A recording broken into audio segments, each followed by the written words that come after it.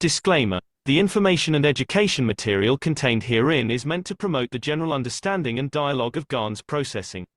Such information is not meant or intended to serve as a substitute for a healthcare professional's clinical training, experience, or judgment.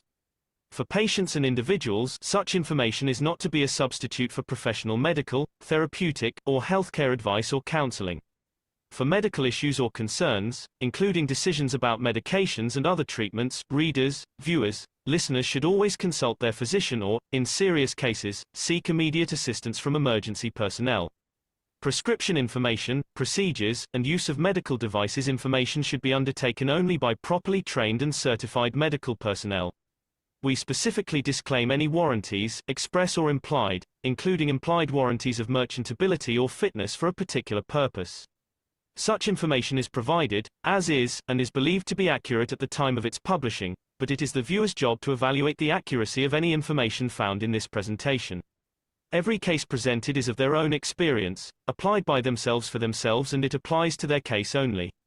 Every person experiencing health problems should seek professional medical advice and consult their course of treatment with a doctor.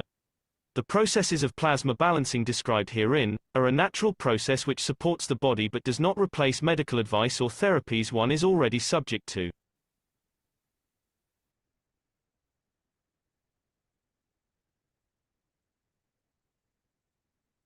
Sitting on the bottom of the sea by Fukushima, we cannot extract them with these kind of methods. We have to create and develop a new technology which we can extract everything from any environment.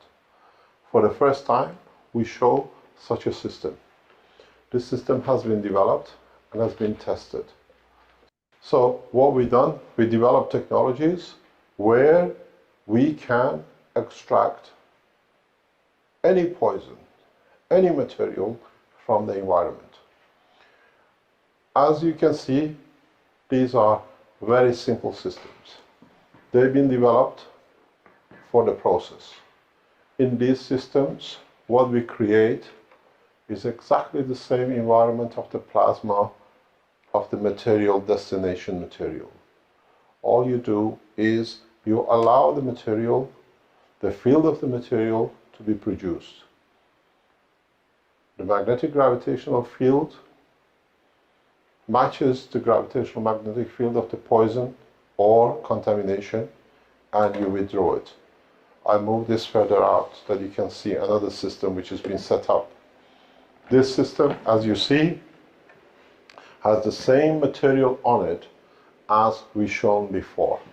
This material can be used the same way to create environment and the plasma condition for extraction of cesium or plutonium. This is, in reality, if you look, the shape of the Earth, the shape of the Sun, the shape of any plasma, electron or proton. Now that we have the knowledge to create magnetic fields and gravitational fields of any material, we do not need to produce solid materials like this. We create the condition, magnetic field gravitational, what we call MAGRAV, within these reactors, and these reactors allow the full extraction of the whole element spectrum. You can set the field strength for plastic, and a few seconds later you can change the field for glass. But this has a huge implication. As we said in our mandate, our roadmap of 2014, we will see to the end of the world. Now we explain how. Even the battery of your telephone in your pocket carries a small microchip. The telephone you carry carries a microchip. The most sophisticated aircrafts carry a microchip. Aircraft carriers carry a microchip. We can produce gravitational magnetic field of the carbon or gold any entity within these materials. When I extract the material, there is no chip, there is no telephone. We give two choices. We bring back what we announced through this technology, the World Peace Treaty as we announced it, or we enforce it. The technology at this moment getting developed by 3 nations, we know. Decontamination is the benefit to man as much as aid, the arming, and World Peace Treaty. We are set to change the scene and will change the scene. But now we have shown how the knowledge is in the hand of public. These reactors are built. There has been a huge question for a long time how I run my reactors. I achieve power, energy, and lift. If you understood how these materials are created, very simply, you replicate the same thing in these reactors. Very easy. Within the next few months, the scientists who are working with us, and I even received an email in the past 72 hours, one of the governments have set up, one of the top nations in the world, have set up laboratories working with these technologies and developing it. And we are assisting, and we're going to assist them further to develop it fully. So, what would you like to be? We just need to create a condition from miles away as a carbon in the microchip or the gold in the microchip. You extract it, the microchip is literally useless. This microchip is on the aircraft. The aircraft cannot fly. The technology will not be used to harm no one, but the technology will be used to allow a gap for world leaders to start thinking for a new solution. By June of this year, we'll release the full technology, which means we will show how systems electronically can come to literally not to function. You have to rewire the whole aircraft. You have to rewire a whole aircraft carrier or a battleship. Change the condition and use the materials and these factories for the peaceful purposes, or the technology now is in the hand of the people. They enforce it. Thank you very much.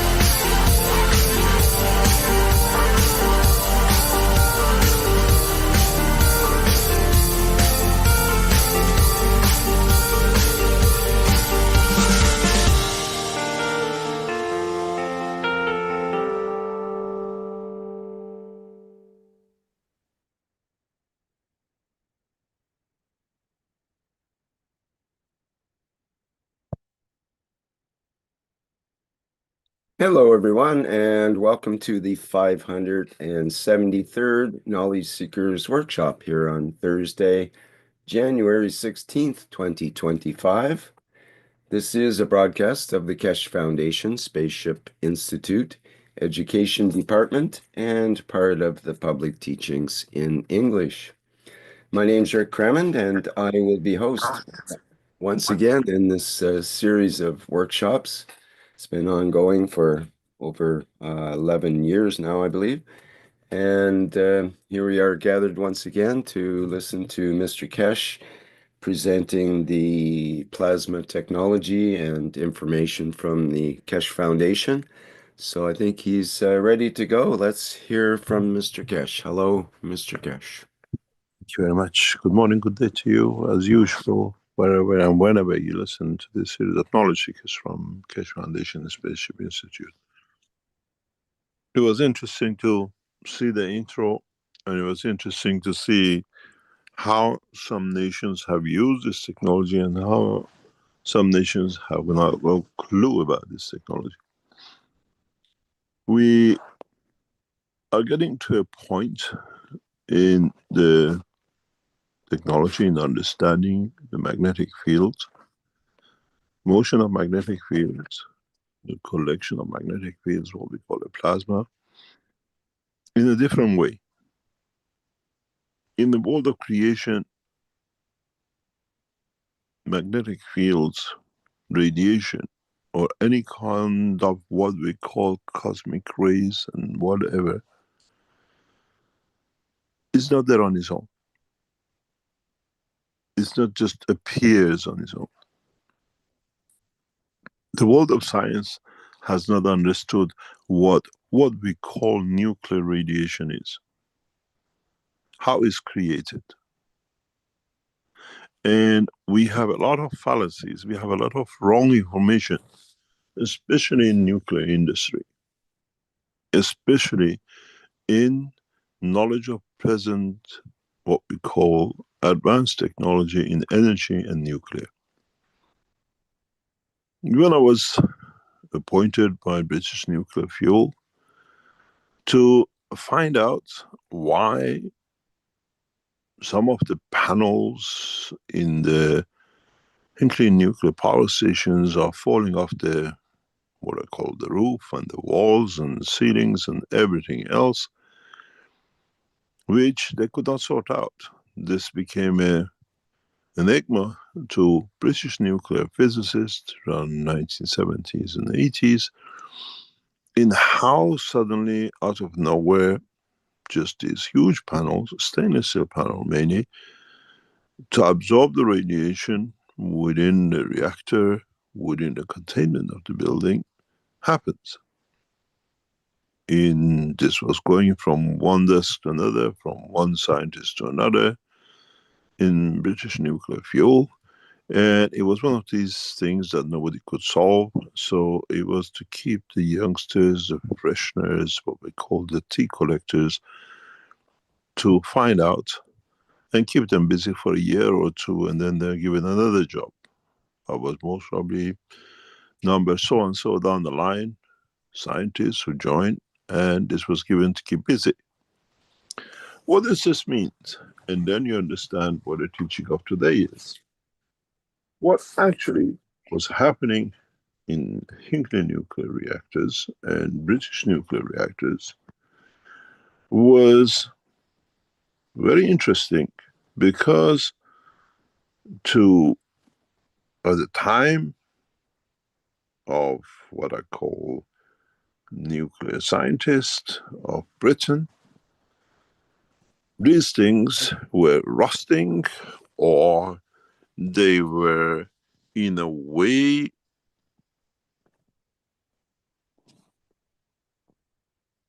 becoming a nuisance to the whole structure, because a few panels has fallen off, it's about hundreds of kilos. And what it was, literally, you have a nuclear reactor which is sitting in the center of a building, which literally has what we call Nothing to do. Trying to bring this in. Okay, now I can see it.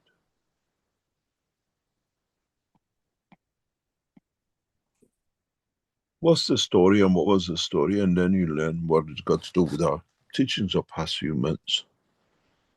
This was a nuclear reactor in the ground.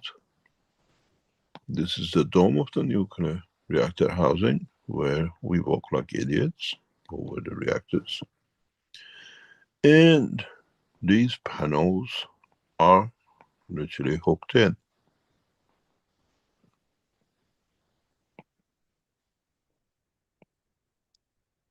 And these are literally, if you look at it, were screwed into these concrete walls. And every now and then, on a regular basis, some of these nuts were falling off. And then they get the vibration, and within a short time, the whole panel drops off.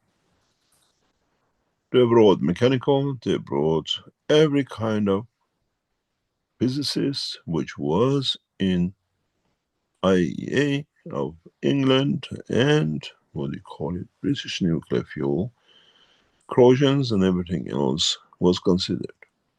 There comes a fresher boy off the back of the Queen Mary College, a nuclear student, and given this task, he'll spend a couple of years trying to play with this, and then as he's a nuclear guy, we make him a laughing stock. It took 2 weeks to sort where the problem was. I moved to the what we call a cowshed with 200 top British scientists in rows of tables of 20, and I was given the first chair. And I spent a couple of years, this guy to do this. And the guy to get from here to the top of the table used to take 25 years, and then there were 20 or 10 of these, and then you become the top man in the room.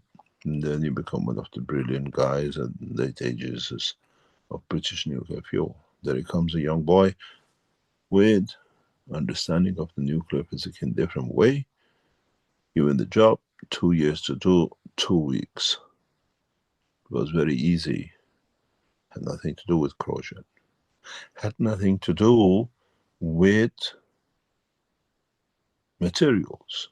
Had nothing to do with anything else. It was very simple. Don't forget, this young boy already had battles in Queen Mary College with a nuclear reactor, confirming that the peak of the radiation is outside the building than inside the building, which led to closure of the Queen Mary nuclear reactor. So when this radiation comes in to go out, somewhere hits the nut.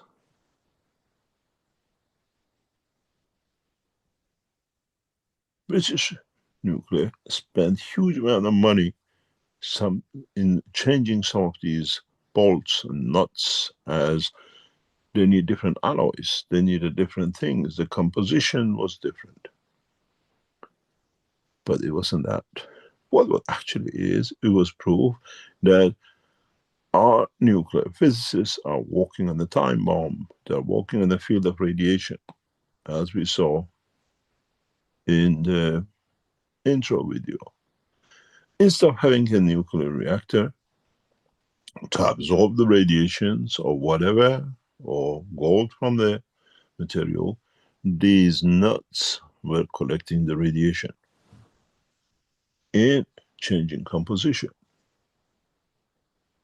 Highly strengthened, toughened nut has no match to radiation. And as the radiation goes outside the building, it's touching the nuts. Stainless steel becomes putty. Submitting the report in 2 weeks to the head of the table and then to the head of the room. I came to my desk the Monday of the 3rd week, and I was told my desk has been cleared. I have no room in this room. I looked up. I said, have I been sacked? No, you solved the problem which for years we couldn't do. You're a nuclear physicist. We are all, everything else working with nuclear fuel, but nuclear physicists. I was moved into a room with 5 top scientists from Oxford and others in a little room to be there to become a bunch of elite nuclear physicists. Again, in this room, another accident happened at 3 Mile Island. If any of you knows about it, as I got here, British Nuclear Fuel was trying to sort out a way that 3 Mile Island cannot happen. We cannot lose control room. So we designed a remote nuclear control room 10 kilometers from the power station. And that was our design. And then from there, I was promoted to a single room, and 2 weeks later, to work directly with the head of the British Nuclear Fuel in designing new nuclear reactors. In this process, we found out that it's not the actual absorption, it's a change of composition. Radiation released the material without ever being there. It changed molecular structure of the bolts. Never considered, never understood. But now we understood. We called it nuclear radiation. But you cannot tell your workers, hundreds of them, on different shifts working over this reactor, guys, you're all lined up for cancer.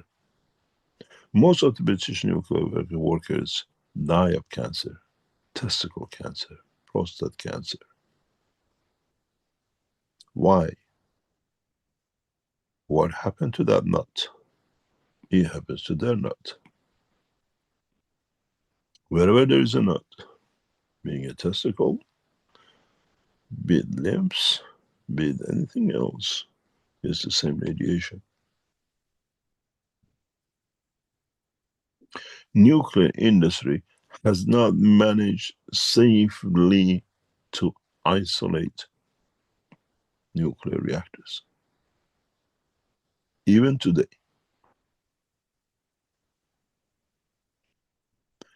But comes out to one point. What is the radiation? How is it created? We have a lot of fallacies. We have a lot of things. Because we have achieved some in the world of what I call physics, in the world of understanding of material, where I first came to understand about radiation is that we heat something up,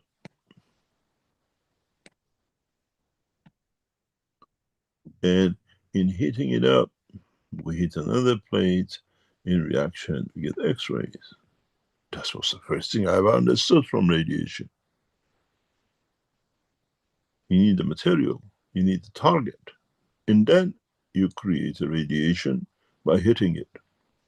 Gamma rays, every other rays, nowadays is considered more or less to be created, even when we talk about beta rays and gamma rays, not understood. We just say it's created. But what is the cause of the creation of radiation? X-ray, alpha rays, beta rays, and gamma rays, and every other rays, which we know, we have called even cosmic rays, are not created the way man does on this planet. We see huge amounts of X-rays detected coming from space. Have you wondered how many mega tetragrams of energy God has put on targets to hit, to radiate the whole universe? How does gamma rays and beta rays and everything other rays are created We call the alpha rays, God knows, like the particles of something look like and everything else. This is all nonsense.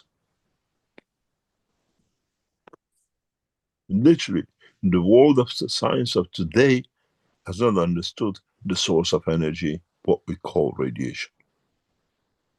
And some of these radiation in collection and interaction are called the viruses, like the corona we had. But this kind of viruses are created in a different composition of radiation, energy packages. The man's understanding of the nuclear radiation is as far-fetched today as a reality which is created in the universe. As much oil is created from the dinosaurs, is true, as is the radiation in the world of the cosmic rays, in the world of the space technology, that the man will come to understand.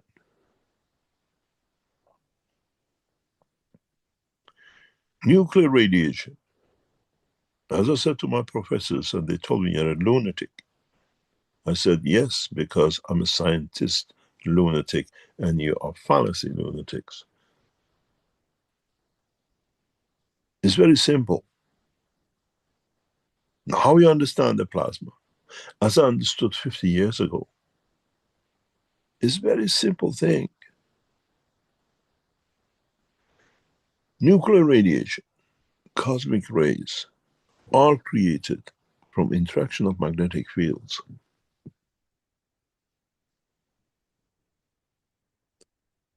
And at certain length, certain strength, these magnetic fields find a way to be so, what I call strong, but as a given strength, that their interaction behaves like a ray.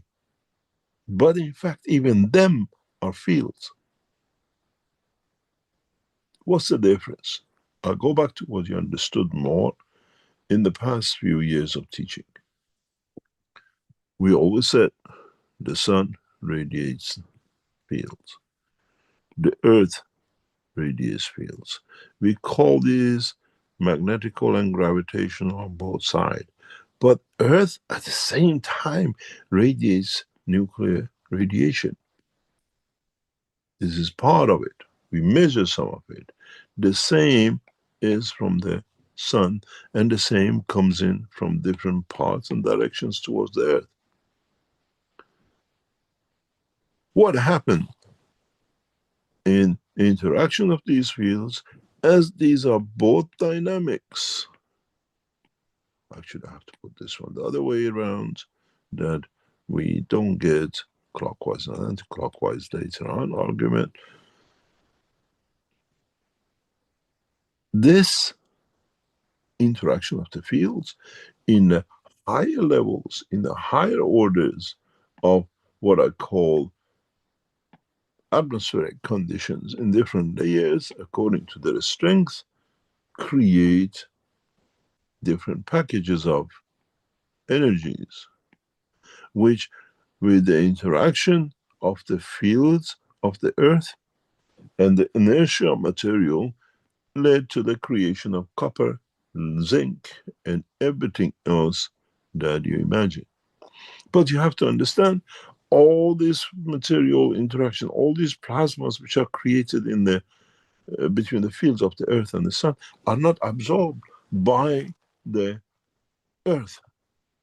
They become, again, that package of energy, we call it viruses or whatever, and according to the inertia, magnetic field, the strength of the solar system, they become cosmic dust.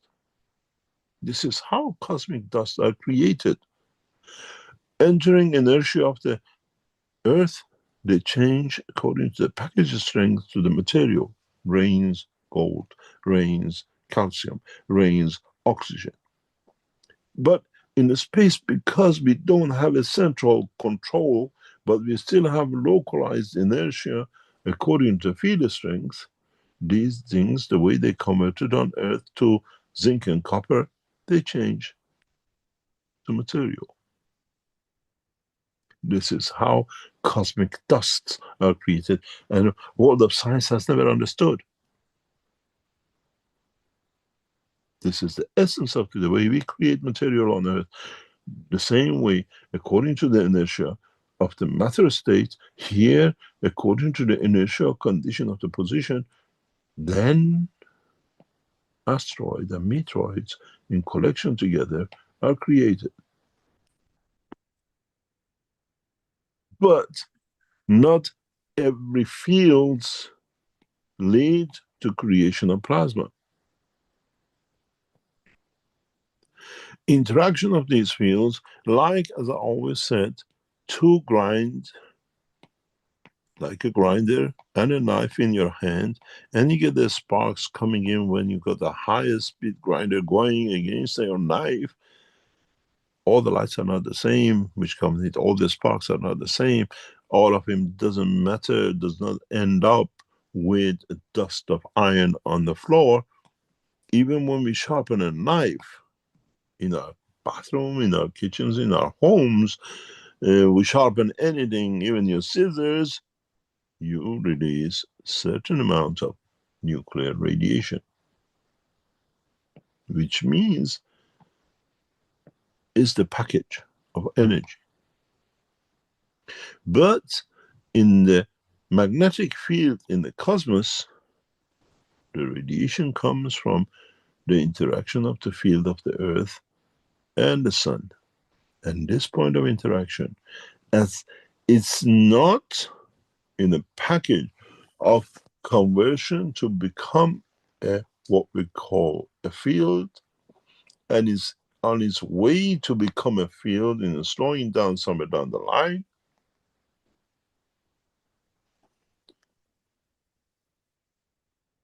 we call it radiation. So what does actually mean? We understood that the interaction of the field of the Earth and the Sun led to creation of the plasma packages, which with the interaction with the inertia of the Earth became materials. Again, the interaction of the fields in a certain angle, in a certain strength, creates a ray.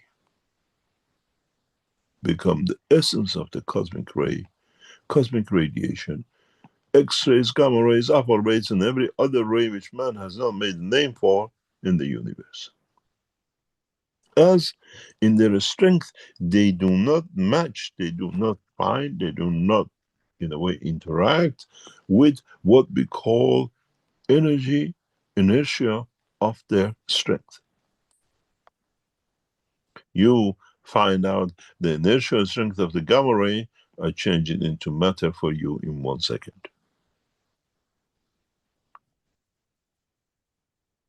So now you understood what was in that intro 10 years ago. And that's how we capture. We capture nuclear radiation and convert it into matter within the structure.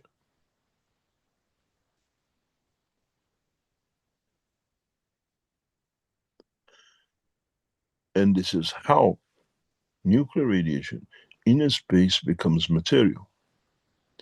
This is how, in the world of science, radiations become matter. This is how many of you catch cancer, because you just live near or pass by one of these cold nuclear reactors.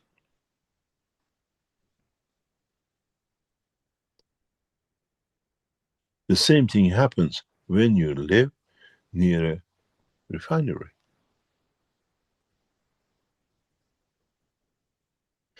The same thing happens when you live near any chemical plant.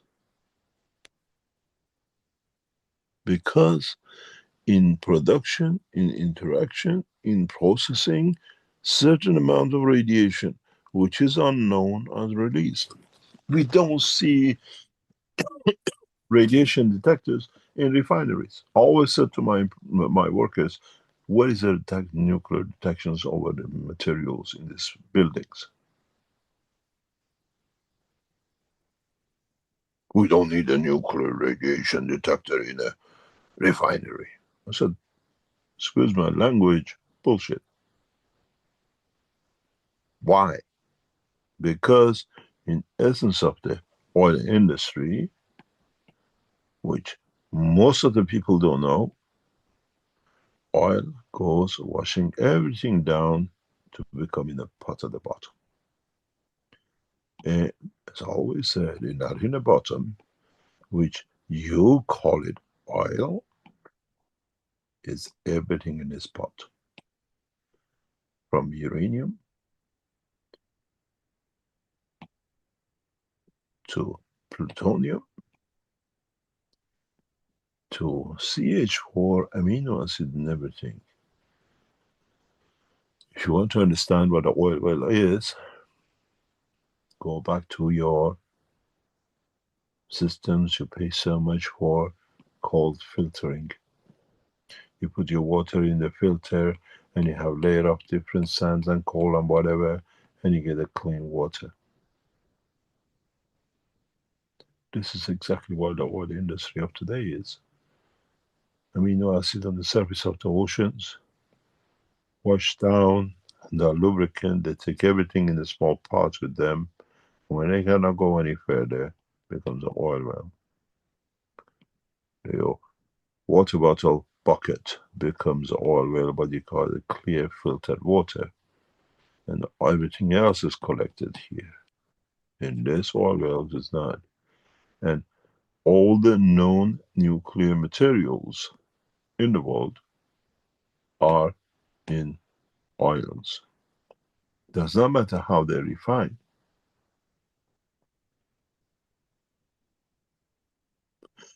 And in that process, once they are refined, they get more agitated, more releasing, and they carry certain amount of radiation.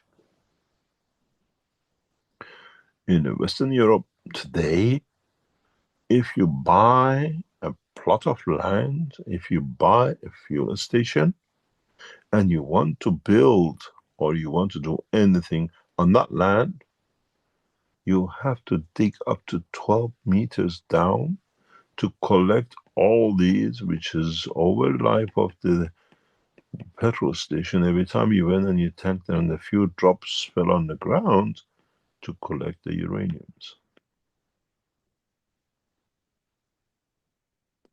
And this land, this soil is taken to be washed by the rivers, and we feed the uranium and all the contamination back into the rivers, and where they wash the sands or the soil. So we feed it back into the system. If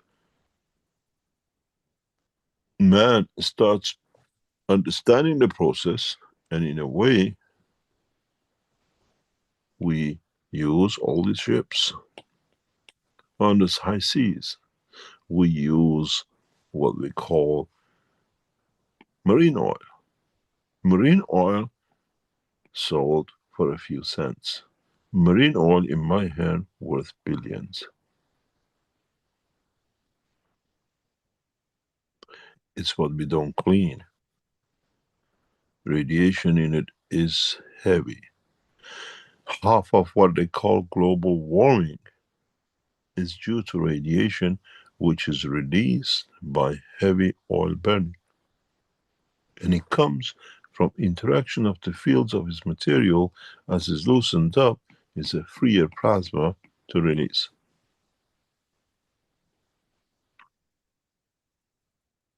Now you understand how mankind has got himself entangled in a false knowledge, in a false understanding, but where reality sits literally in our hand. We understand the story of the bolt and the nuts and panels in British nuclear reactor Hinkley 1 and 2.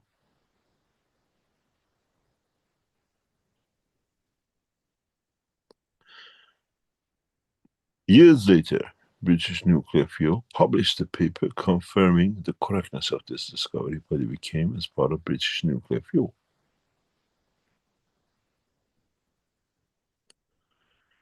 What does this will do for us? What has to do with our space technology? A lot. In the space technology, if you're a man of UFO or flying objects through plasma technology reactors, which is now everybody's after, and if you've seen the latest videos on the internet, they all have two UFOs running, an F-14 and F blah blah images following it, the fake pictures. But let's say if man manages to build these UFOs, which we know they have, we still go through fields where the field interaction creates a lot of cosmic rays, a lot of radiation. If you were the captain of the spaceship, how would you avoid it? If I was the captain, I'd drive into it. Why? Because within the structure of my reactors, these are food, these are energy packages which I convert to what I want. All cosmic rays are not dangerous. Cosmic rays are essence of the creation. Cosmic rays, if you add it together or take it away from each other, creates the material you like. Isn't this what your limbs do? Isn't this what your glands do? Why do you take B12? Why do you take B9 and B6 and everything else? To replicate this job. Replicate the creation of the radiation and not material.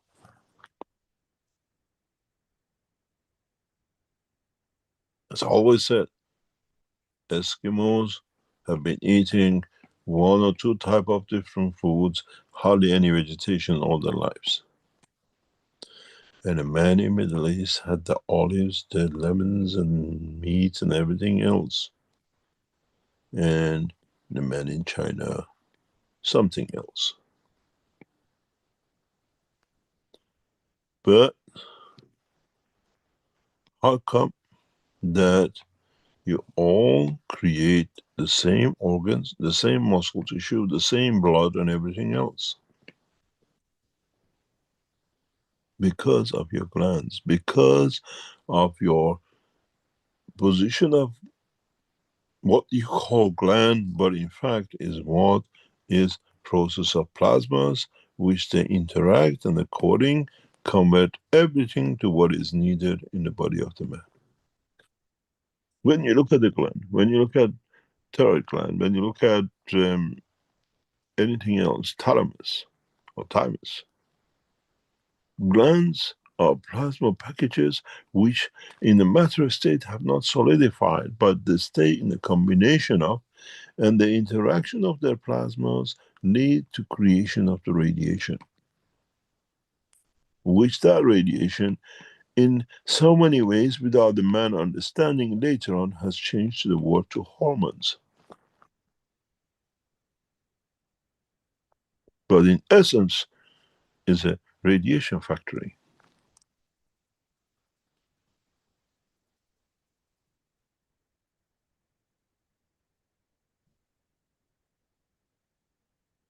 So now you understand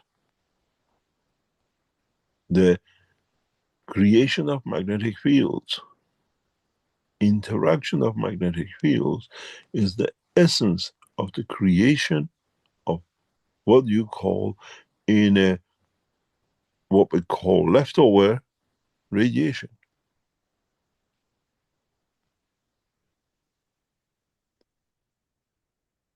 So if you understood this, and if you understood the principle working of the body of the man, And in what we explained last time, in magnetic fields coming out and magnetic fields going in, while at the same time, in the same space gap, if I can get the right color, magnetic fields are coming in as much as going out, and you can control the operation of single pair of fields.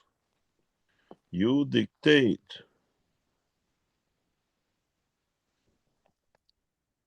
in a simple language. Pardon? Excuse me, Mr. Keshe, we're having trouble with the whiteboard, and although I'm seeing it, I have to keep trying to follow you all over the whiteboard, and others aren't seeing the whiteboard Because at I'm all. moving there. This is the new whiteboard from Zoom. It allows you to But move. it's coming through with black sides on it. It's only showing a very small Okay. part, and it We doesn't change. right. We go back to another blackboard. We go back to another blackboard.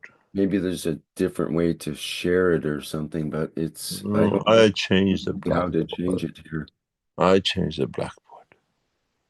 Sorry about that. People have Don't been worry. complaining for a bit, but I thought that Don't they worry. alter it themselves somehow. We are back in it. We are on another. We have 2 or 3 options now on Zoom, which is good. It's okay. Thank No you. problem. So we come back to this position of a plasma, or you call it a magnet, with the radiation fields,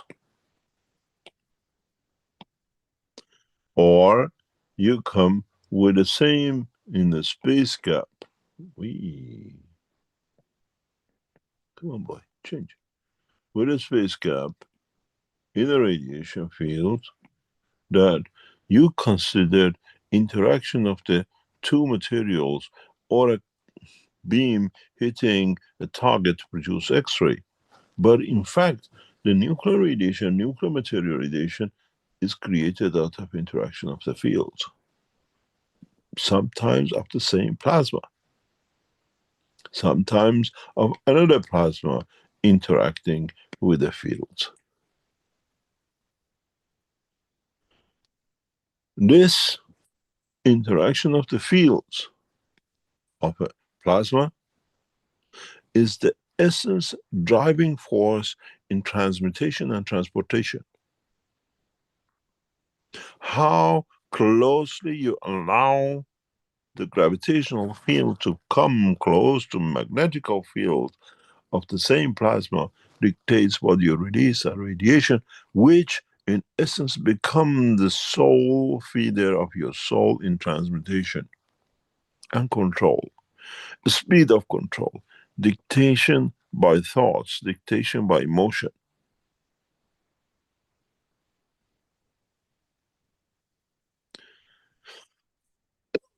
In the present science, in the present understanding of the knowledge of the radiation, the world of man talks about radiation in a matter state. We talk about the radiation in the energy state.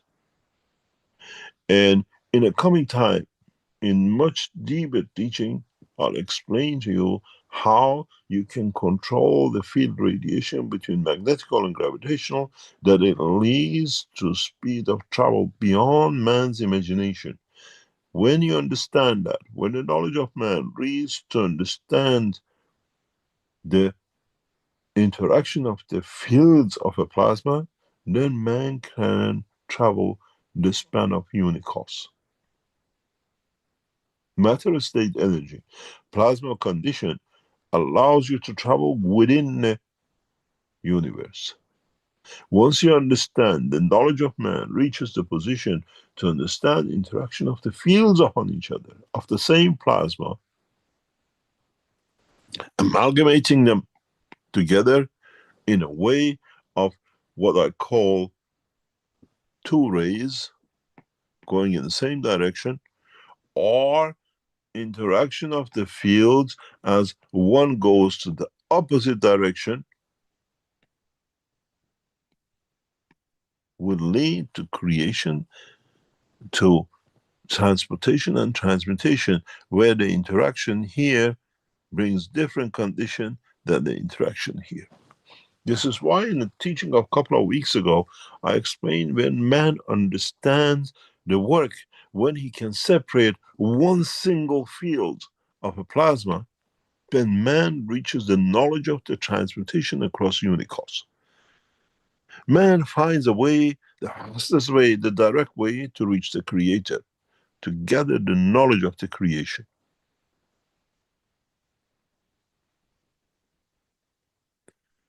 Initially, it was one bolt on the dome of a nuclear reactor to show it changes the characteristics.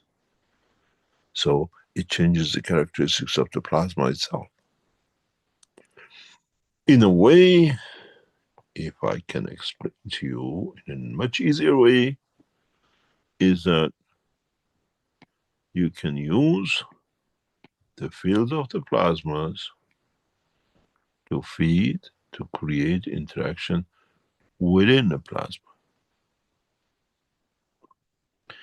Creation, absorption of the fields, which then this can release to the soul of the man, to the physicality of the man. This is how your body works. This is how, in the teachings of the past, I explained that the physicality can be fed by the soul of the man. This is the soul of the man.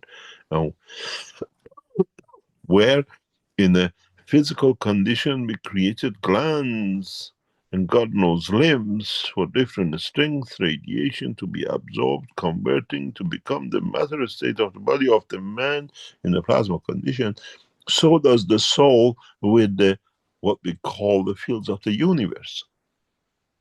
The conversion from higher order to a lower order, that it can feed the soul of physicality and then the physicality of the man. And then even that radiation, that field needs to be absorbed by the glands to be again diluted, that it can be digested, that it can lead to the creation of the physicality of the man. But when it doesn't lead to radiation, what we call physicality, creation of physicality, as a field interaction, which has no dimension, but field external collection, we call it emotion. And if you understand this, and go back on the teaching of past 2 or 3 years, when I start speaking about the emotion of the soul and emotion of physicality, because the feeding comes from the soul, in the strength of the field creates the same dimension in this, what we call soul of physicality, and in a non-dimensional condition of the no wiring of anything we call the brain of the man, the emotion of the man, the emotion of the soul of the man, and the emotion of the soul of physicality of the man can, in a specific way, be connected. So what I feel in my physical dimension, I feel in my soul dimension. And then if they are parallel, they are strengthened the same, then the soul decides, you want a cancer, I'll give you a cancer in your prostate. You don't like the emotion of what the sun creates for you, that's where I created it from. Now you understand. The process of the creation does not come in a matter state, it comes on the field, radiation, whatever the man would like to call. Conversion of the energies, conversion of the fields, conversion and interaction of the gravitational magnetical fields is the essence of the creation. And as you never understood, I gave you this in your magraphs.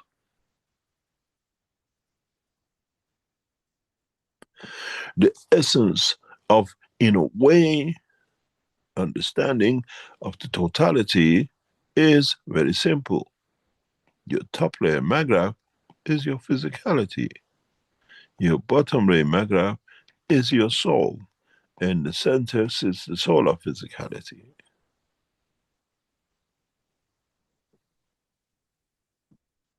Any of you would like to play a game?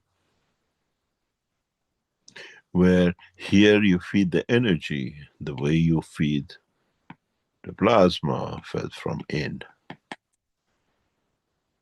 Now, those of you who've been battling with magraphs for such a long time, Let me give you a gift. Turn your maggraph system upside down and put your soul in the right position.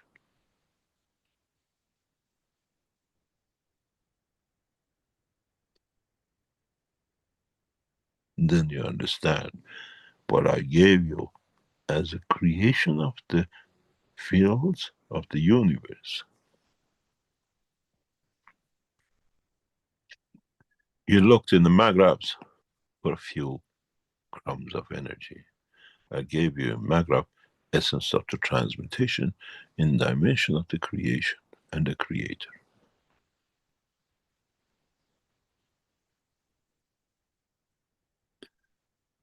My advice to you is do not sit on your magravs upside down.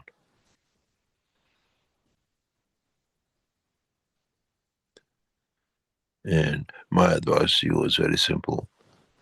If you put your magrav the way you do now, you have to understand that the latter ring has given you field low enough that it can be touched, it can be converted in a way digested, might become part of your physical dimension.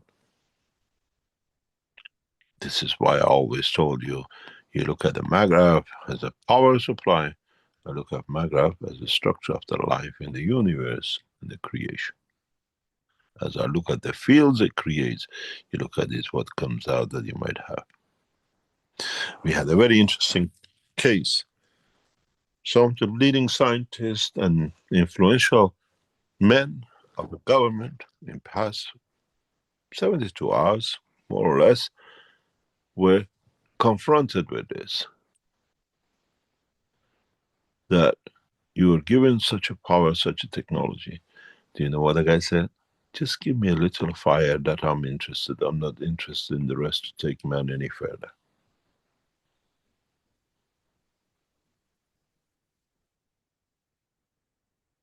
Just I can have the energy. I don't want to understand the rest. What do you do when the leaders of our nation are such an idiot and ignorant people?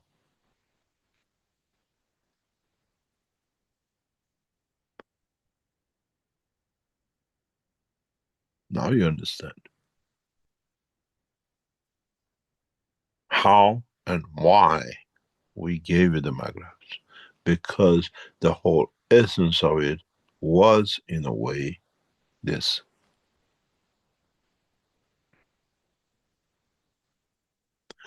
Now you understand what a patient man I am. 8 years I've been sitting and watching you lot playing with magravs. And the only man who came near to understand it was John Levitt.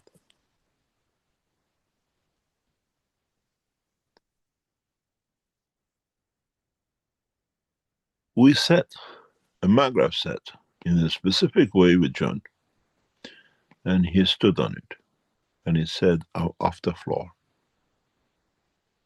I don't feel the floor. You remember how many magravs he had?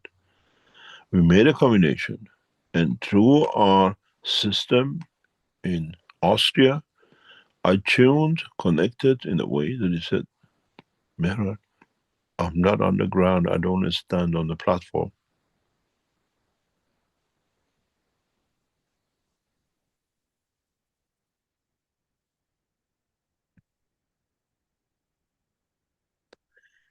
If you understood this, do you think you need propulsion and jet engines? When, with the right combination of the fields, radiation from your even magravs, you can levitate. We have maglev systems that we see with the railways using matter state of magnets interaction fields. What happens if you use a plasma interaction field? Now you understand the change in technology.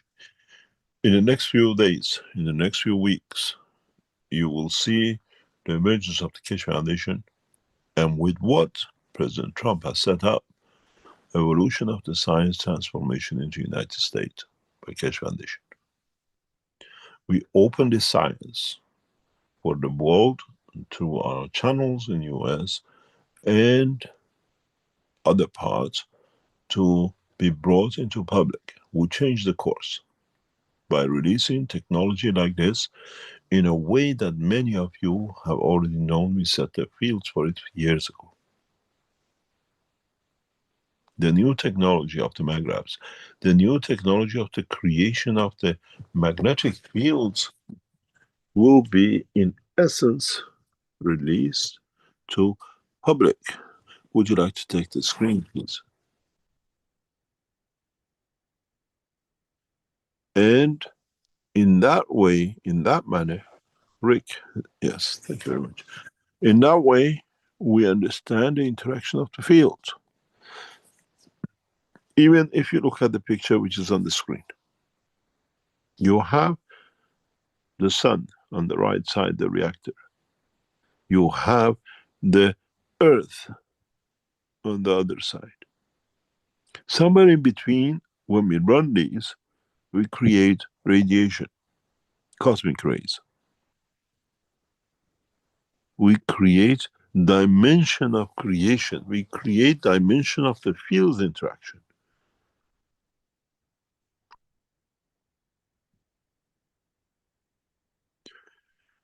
You remember when in this exhibition we run one system, what happened to the speakers? If you remember the incident, and it's somewhere in the teachings.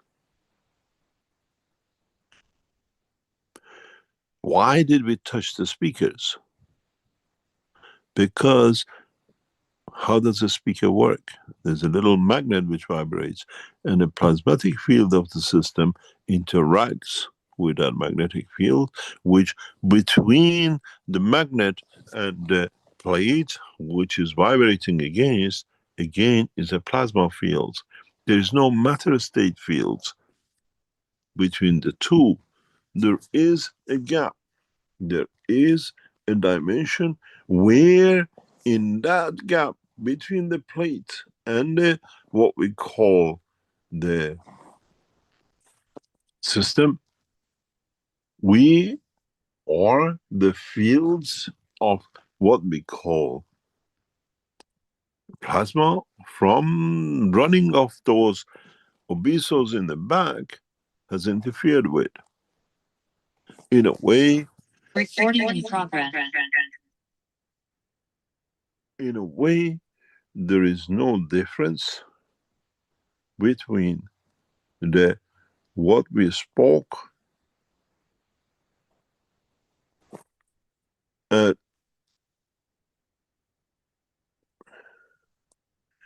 systems are getting more and more complicated.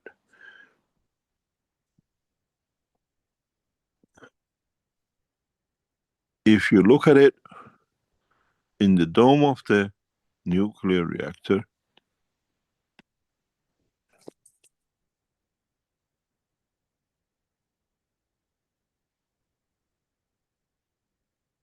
in the dome of the nuclear reactor in Hinkley, we got the radiation from the reactors, untying the nuts. In running the obesos, creating plasmatic fields, and the speaker with a magnet, we interacted between the fields between the magnet and the body. Now you understand, in knowledge, there is no difference. Here, nuclear radiation interacts with the matter. Here, radiation created by the matter interacts with the fields. This is where we have to understand the totality of the knowledge, the totality of understanding the reality about the knowledge, about the science. And in so many ways, I can move your soul directly into this field and pick you up here as a human between the two. Once you travel in the dimension of the what I call the soul of the man, transmutation.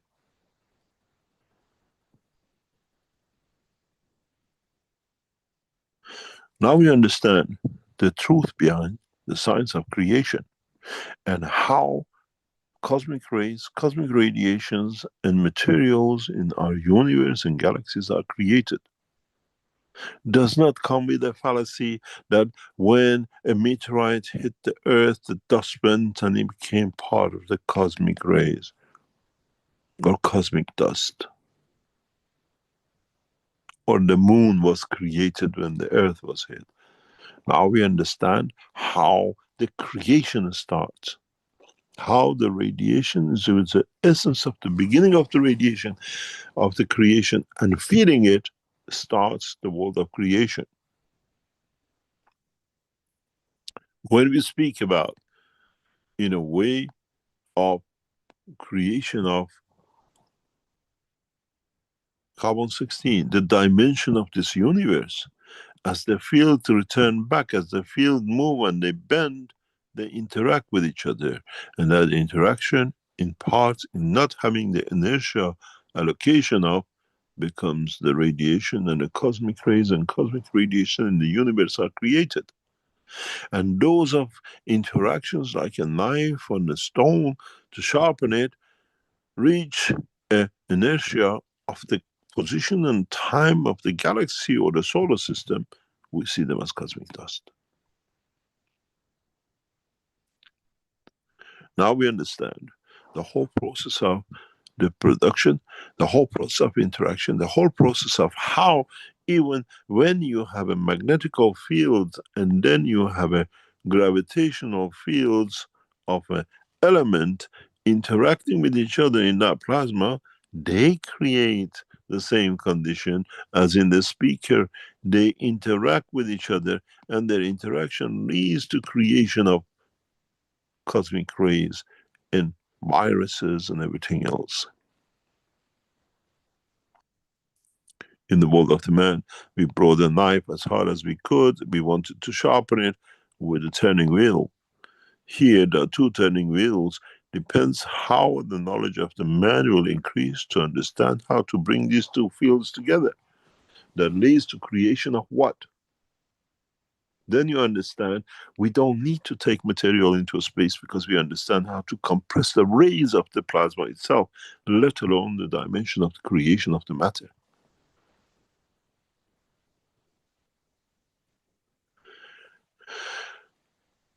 Would you like to take over, please?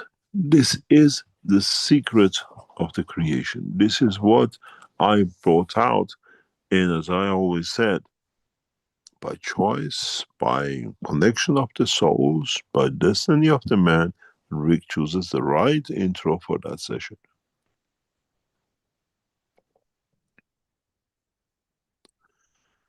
When you look at this picture on your screen, remember one important point, and that is,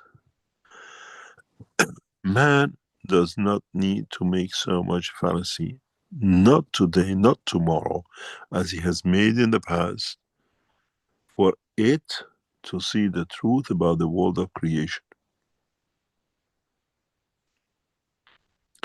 For it to be able to transmute.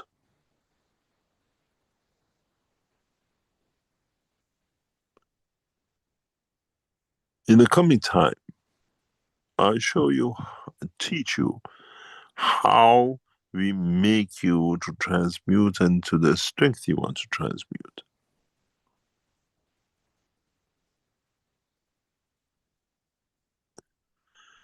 And how you can connect in that dimension of transmutation. Those of you who join us in the session tomorrow, in the monthly session, bring with you a picture. Doesn't matter, an object, a fruit, your lover, your mother with you.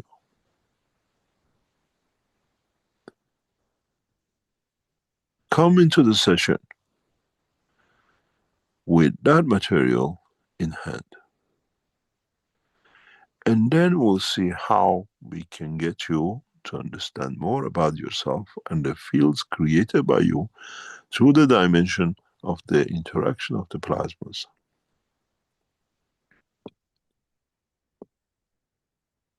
Your cocaine addict, tomorrow, nobody knows, bring that cocaine and see how much you're attached to it and how much you'll be detached from it.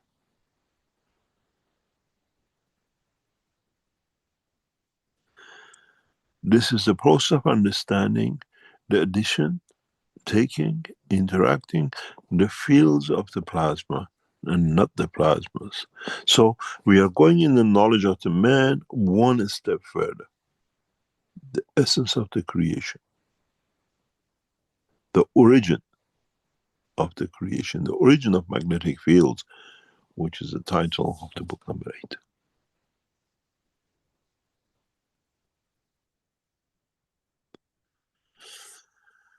Now, if you understood the teaching of today, if you understood the essence of the knowledge, then many of you should be able to create anything you like,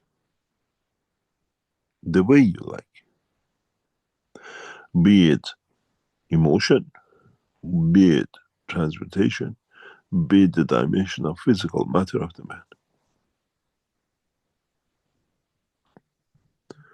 In so many ways, a couple of years ago, we hid this knowledge in the shape of pictures, if you remember, in LITs,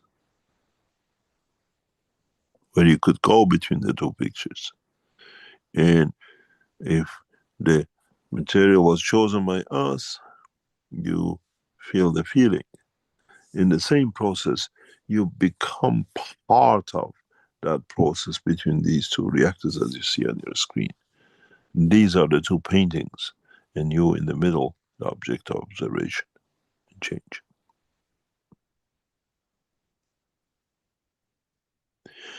And if you get the field right, if you get everything else right, you go back to what I used to call, as a joke, in Iran, in Sharif Tehran University, to our bodyguards. It was very easy because I didn't have a detection system to be able to, in a way, say the field strength of it, because it's a plasmatic strength, and we didn't have the tools to measure. Recording in progress. But we had humans to measure. As I said, what I did, once you understand the knowledge, you can play any games with it. Our protection officers were always behind the door in Sharif Tehran University. And when I was in the lab, they're always standing on either side of the door most of the time. And for somebody like me, they don't understand it. I put the reactor, the small one you see, and the big one on the floor and one on the table. And this is the door. I asked them, oh, can you come in? I want to check something. And I watched them coming, walking. And this is the window of the lab. And as they walk towards it, I wait for them to see when they were bent. It was just somebody putting hands in your body and tickling you, and you bent, you react. And I said, oh, thank you very much. When they go out, I mark the floor. The field has expanded this much to convert into the man state of energy. So the bodyguards became the dimension of the fields of the understanding how much we exposed, how much we expanded the fields. and then move this reactor a bit closer. And again, they come in, you ask them to come in for the, oh, this has come this way. So the feed is stronger, and I move it the other way. There is no difference between this and that nut on the panel of the Hinkley nuclear power station. There is a nut, I see a reaction. Here is a human, I see the reaction.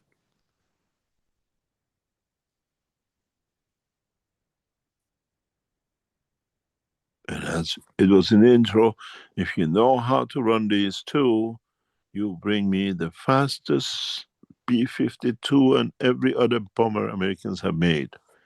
I create a field, you have no gold, sorry. It drops like a leaf. The present warfare tools of the man is no match to the science of creator.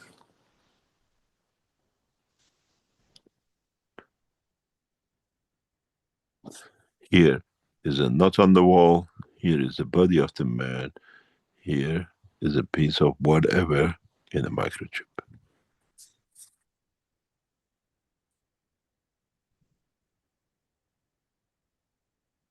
It is interesting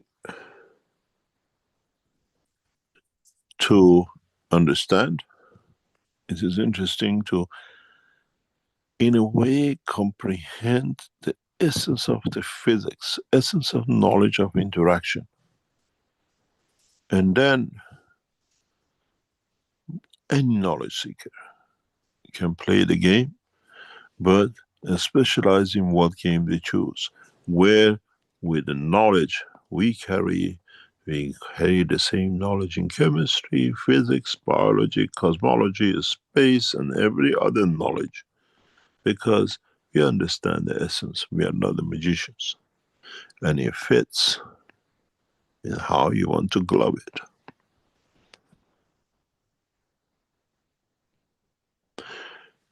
This is interesting when you are universal teacher, as you understand the whole working of the universe. In that way you can teach. Where you as humans and in individuality, you're only interested in a little bit, maybe electricity, maybe one small part of the chemistry and the rest of it.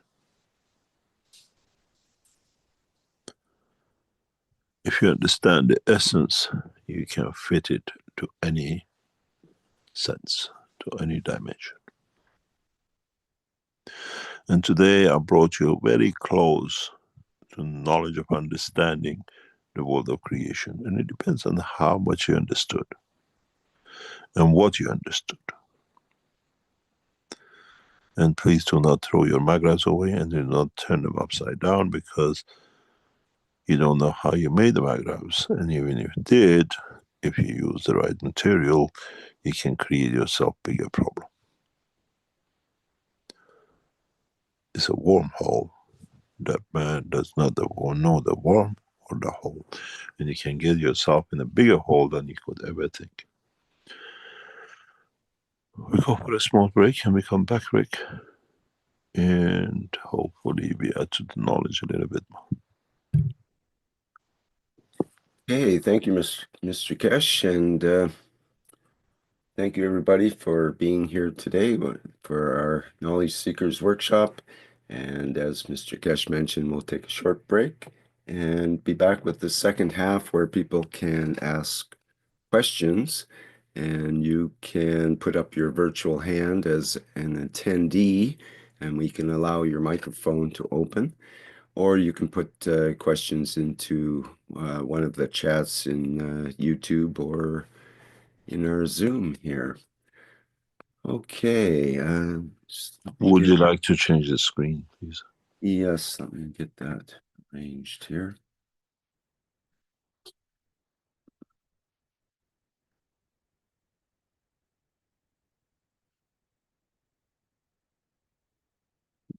Okay, so let me get the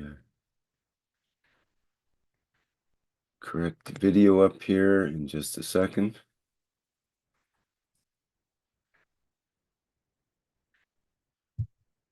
and we will see you shortly.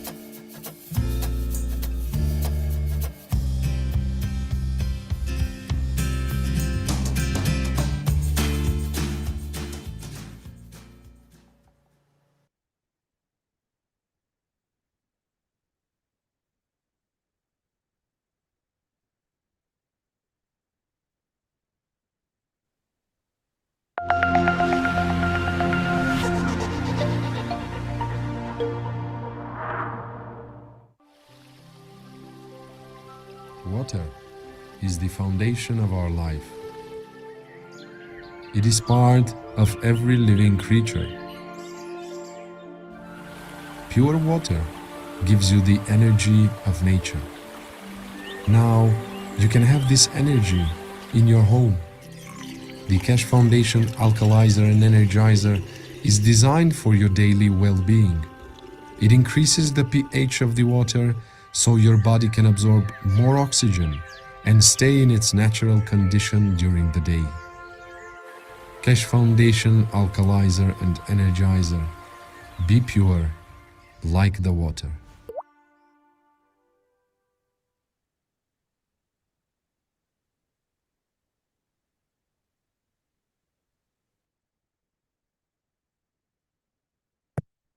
Okay, just a short break today, and we're back again at the 573rd Knowledge Seekers Workshop here on Thursday, January 16th, 2025.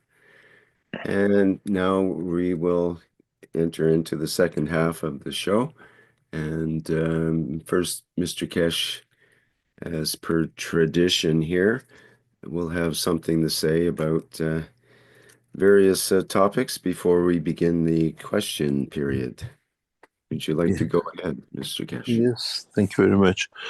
Those of you who join us tomorrow in the session, please try to come in a mindset of what you want to achieve. Just don't turn up because there is a session. In a way, we would like you for the first time to predetermine your emotion than your destination. And then in the process, we handle the emotion for you to reach, to be able to phase into what we call transmutation. And try to be this time, please, as quiet as possible, because you're bunch of noisy people, and try to be, in a way, connected to yourself than trying to connect to us, that you determine how and where you're going to go.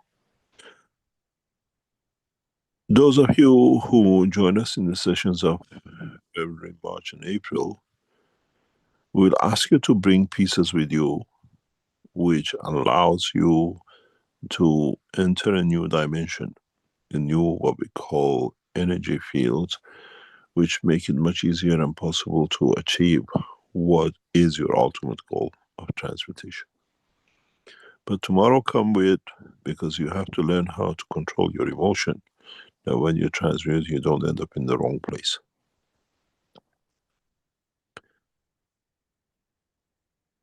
For those of you who are in the process of understanding technology in a different way, and be able to see it in a way to believe it and the rest of it, Keshe Foundation in the next maximum week, 2 weeks, will make an announcement which affects the work of the Keshe Foundation internationally. And be prepared for what is to come and what we set out years ago.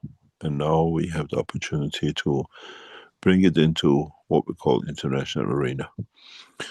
We are not looking for a specific type of people, but we're looking for a specific type of scientist in the Keshe Foundation. And we'll tell you exactly what we're going to do and how it's going to be, and the evolution in which we bring with what has been set up now through Trump administration. And we allow this to become a positive move towards the work of the Keshe Foundation.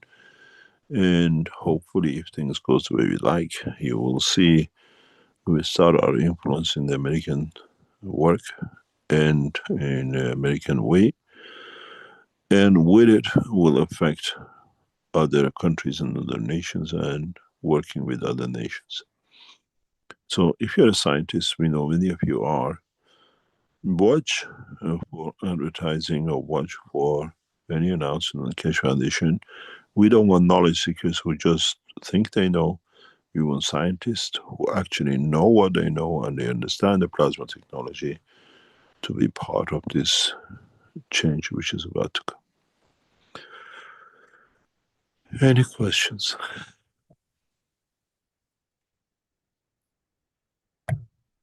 Okay, thank you, Mr. Keshe. Let me see here. So let me get my questions together.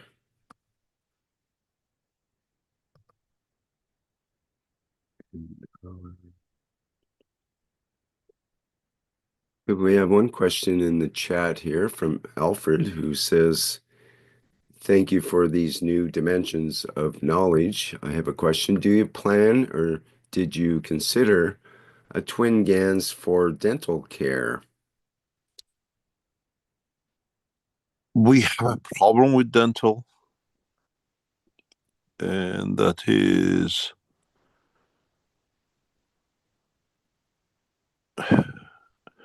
that we have tried to grow tooth and do all sorts of things for past 20 years, maybe more. Goes back to 1980s, because I always challenged by my sister as a dentist. Grow a tooth, grow a tooth. And when it comes to the tooth, as you've seen with the girls in Switzerland, with the corona, how we created, we can create tooth. We can interact with the emotion to lead to the creation of. And I don't know if you have heard about the latest research from Japan, that they have managed to find whatever they call it, the protein, the enzyme, or whatever, that can lead to creation of tooth. They can grow any tooth. But what the scientists say, they cannot stop it. So in a way, like sharks, You can keep on growing tooth and the old one falls out and the new one comes out. What happened when we're 6, 7 years old?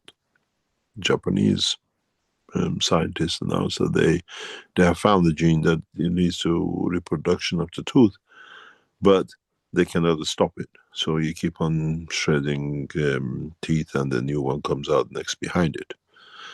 But the essence of creation of the tooth is emotional, and then understanding the process which the brain has locked into it, as we shown before.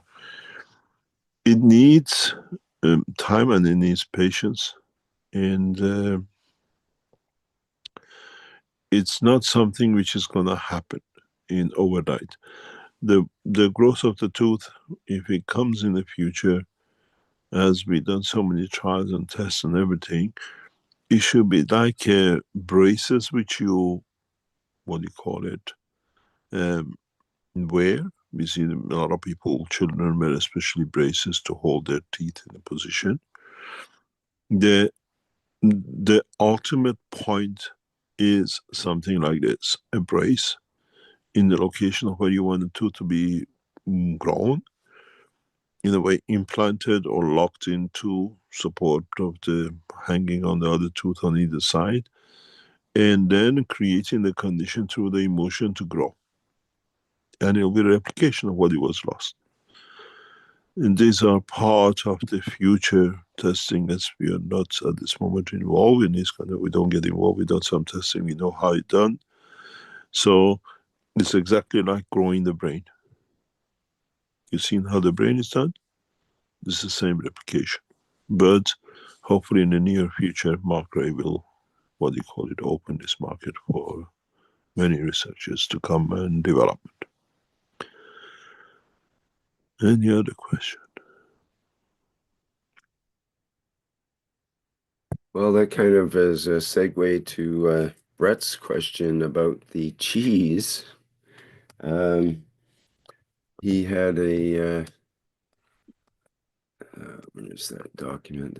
A document with essential amino acids. Let me show that here, and maybe it'll help explain a little bit about his question.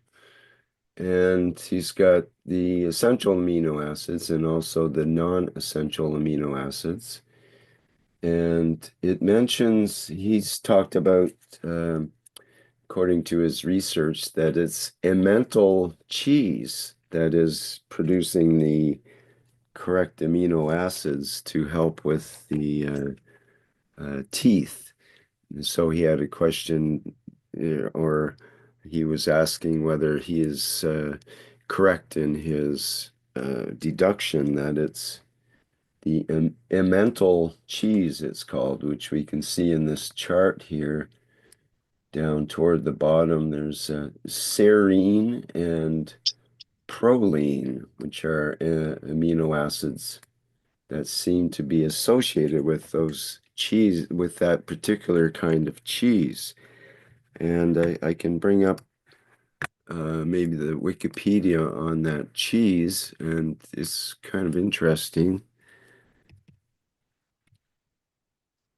Rick has done a lot of research on this.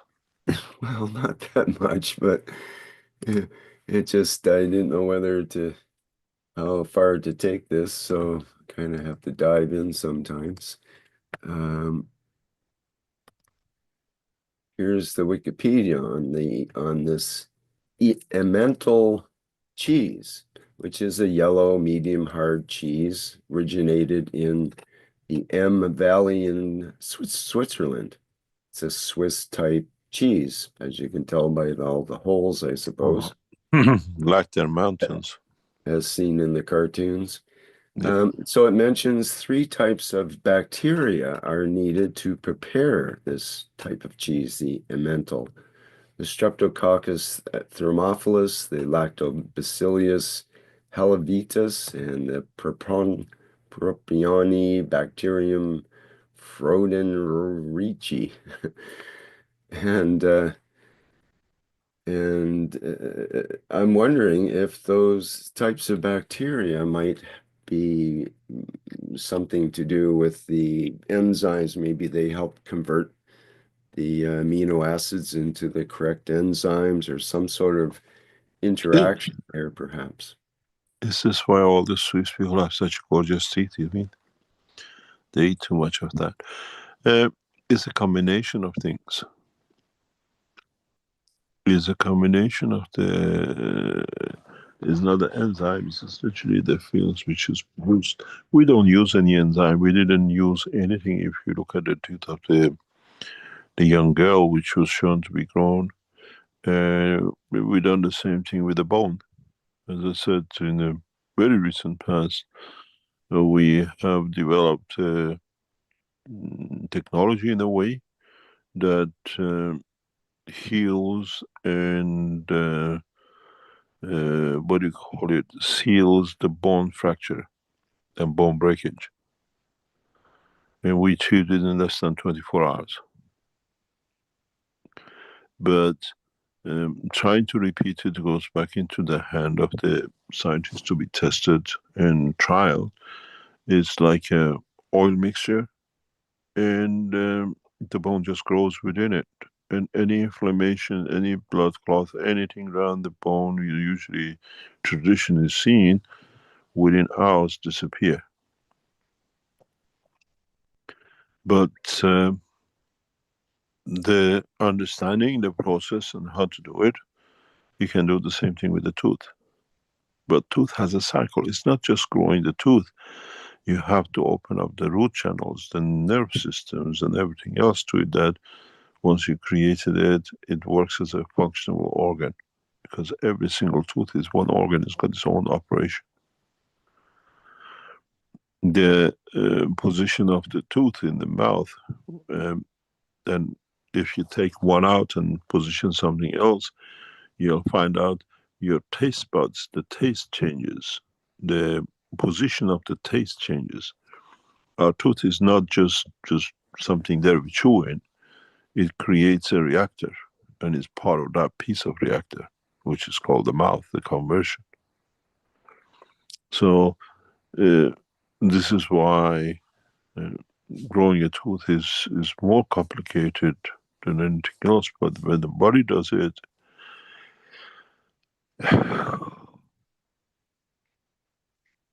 in one lecture some time ago, I explained with the shape of a tooth, the shape of the mouth, that the tooth structure comes, you can see the soul of the man. You can see the essence of the personality of the person.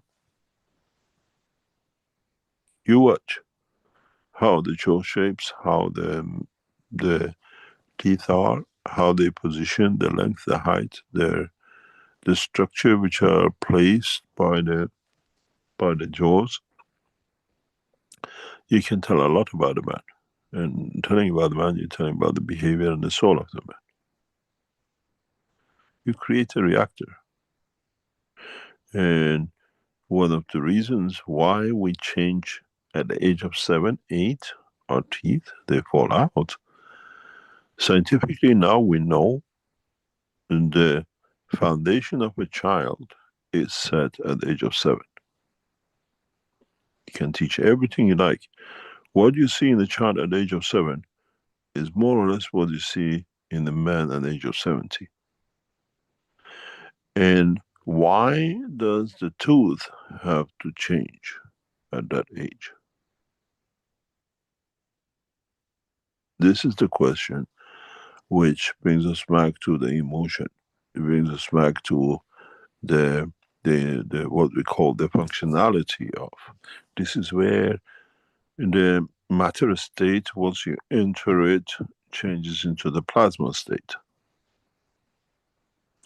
In a way, when you look at a tooth, being calcium, creating, being in the plasmatic condition of the, what we call vacuum of the body, even though you think your mouth is open, you enter a food in a plasma condition or in a magnetic field condition of the head of the man, is the reason why calcium has become in the seed of every cell of the man. the first condition of conversion you can become a cell is to accept the magnetic field of the calcium which is in the tooth. Science has never understood this. We just chew. But our mouth is it's a different world when you put material in it. It's not outside, even your mouth is open. And they say you chew your food and then you swallow, chew it well. That chewing is not just a crushing it. You give it the strength, the feels that you already set a solid base for calcium for your digestion system to become part of, to stay healthy, to be able to do other things. Function of the tooth is not just to be there to crush. Sets the scene for the seed of every cell in the body of the man. Every tooth in the back and the front and in a certain position allows certain calcium magnetic fields that it cannot even change in the stomach and intestine to become part of your bone and part of your what we call defense and part of the cell, red cell and whatever cell, white cell in your body which comes through your bone marrow. It's set by the fields of it. You got to remember a tooth is a live thing. It's not there and gone and that's it, stays in that position. And being a live thing, it has a plasmatic fields. The shape of your tooth dictates even what cancer you get, when you're going to be ill. Because the strength of the seed of the calcium for that cell is set in your mouth. Is the first catalyst in conversion of the energy into matter state of the cell of the body of the man. In so many ways, if you need a replacement for a bone on your ribs, your mouth dictates that creation of that, how much calcium of that is needed. And this is what you have the nerves. You go back and see when you had a tooth, why even we change characteristics by dentures. I had this discussion with my sister years and years ago. She used to work in a dental surgery in north of Manchester. And in 1970s, 80s, because of sudden rapid introduction of the sweets, many children by age of 10, 11 hardly had any teeth. So they had to extract everything out, and 12, 14-year-old children were wearing dentures, full dentures. And we discussed this many times. She says, I don't understand young children. I have to pull out 1 or 2 or 3 because everything else is rotten. And then put the denture in. How can we stop this? And always used to tell her, it's not a habit we have to change. We have to understand that in what you put in their mouth as a denture will create the man in the future. And we see the children of that time are very detached. They have no social responsibility. And we see a lot of criminality in the societies which was there, and a lot of poverty. It comes as part of how the teeth, we just throw it away and we take it out, shapes the character of the man. And we never look at it. I always looked at this because it is, why does it, it's the first thing we come in touch with in our body when we let something come in. Why don't we chew the water? Have you ever tried to chew water? Do you know what effect it will have on your body if you just chew water?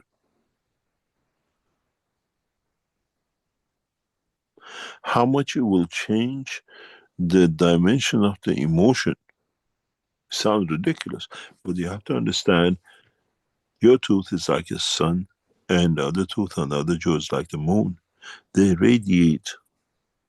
They are plasmas in the solid state you want to call it, but when you crush it, what we spoke about, the radiation, how you create that crushing, how you introduce the field of the plasma, and then what you do with it. It's like a mixer. You keep on adding saliva to it, water to it, to make it much easier to do. One of the most important organs, actually, is an organ than anything else. Every single tooth is the tooth of the man, and that's why it's on the front line. You find they talk about root filling, they talk about all sorts of things, they talk about mercury in the mouth. You just watch why and how people change. You watch a lot of actors and actresses, how they change their dentures and how their mouth changes and how their character changes.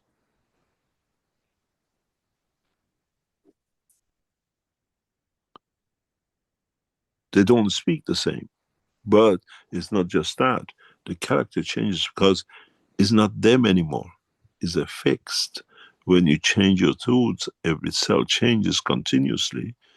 The neurosystem, the blood circulation, it changes. Why? Couldn't the body of the man just pop in the tooth and like a nail and just leave it there? Why does he supply blood to it? Why does he have a nerve? What's got nerve to do with the tooth? What it's got the blood circulation to do with the tooth? Because their interaction creates the material and has emotion, and it dictates what is the body needed.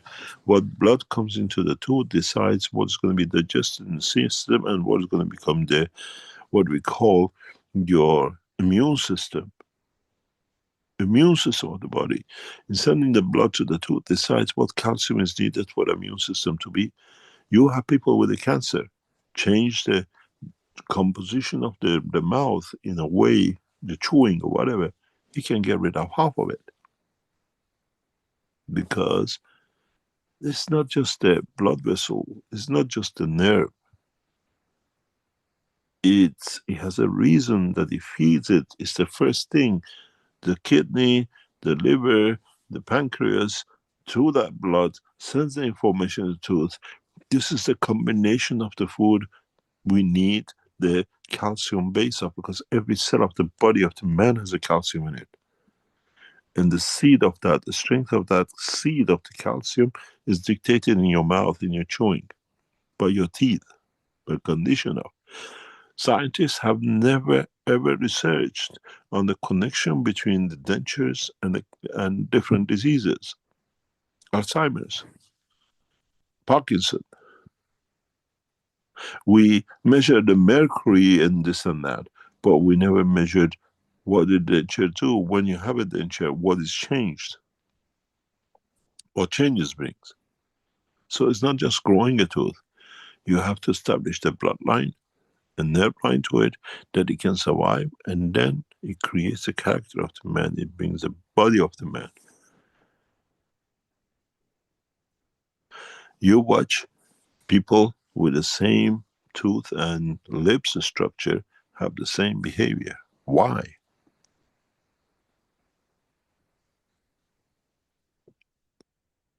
Because it creates a field. That field creates certain fields of the calcium in the body, which creates that kind of characteristics. Growing a tooth is not just the tooth, it's understanding the essence of the creation of the man, because this is where literally the basis for your life is set.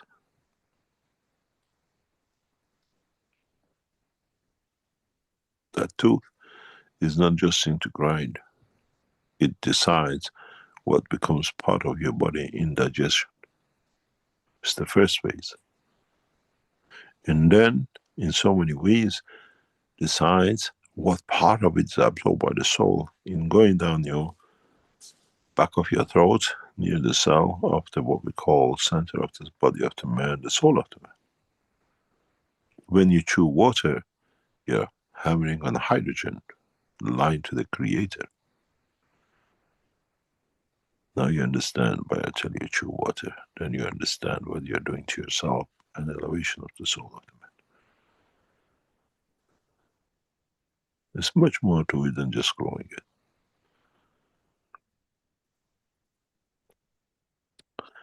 Any other question? Okay, thank you for that.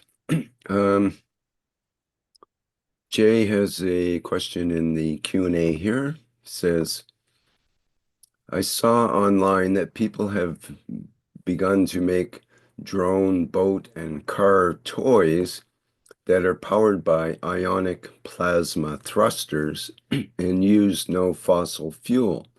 Are these similar to the plasma engines that Keshe talks about, and are they the future? I don't know nothing about it. Well, we've got Wikipedia open here. If we go to ionic plasma thruster, actually Elon Musk is playing with that, I believe, for his, it's also used in satellites. I know this. NASA has been working on this long time. Yeah. Yeah, I know which one it is now. Here's the NASA one here, for example. Yeah, no, this is a different thing. This is different. It's still using what we call matter state and the field state. If you look at the UFOs, they don't have such a thing. There is a race in part of the universe which is actually, they're known for this, they're very good at this job.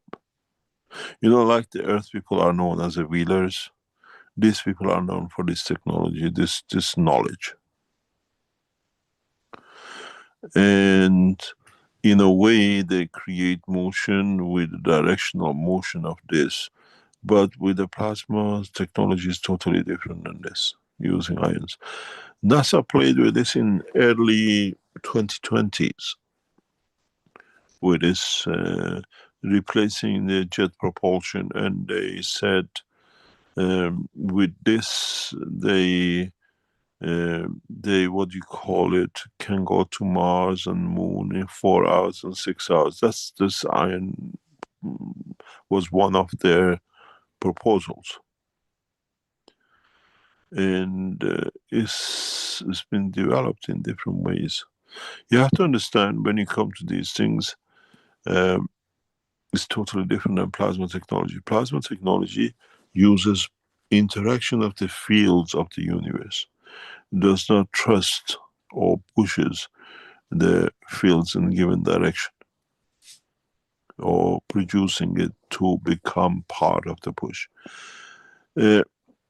Very simple explanation of this, if you understand with the plasma technology. In plasma technology, we behave like the universe does. We don't push ourselves away. We create a direction to be pulled to. It's a totally different technology. Or be rejected by. This ion thrusters and jet propulsion, everything relies on the forcing away. We rely on moving away. It's a totally different technology. But this I know, now I understand what you're talking about. This has been going on for quite some time in NASA. Russian Space Agency has developed this in a much deeper way.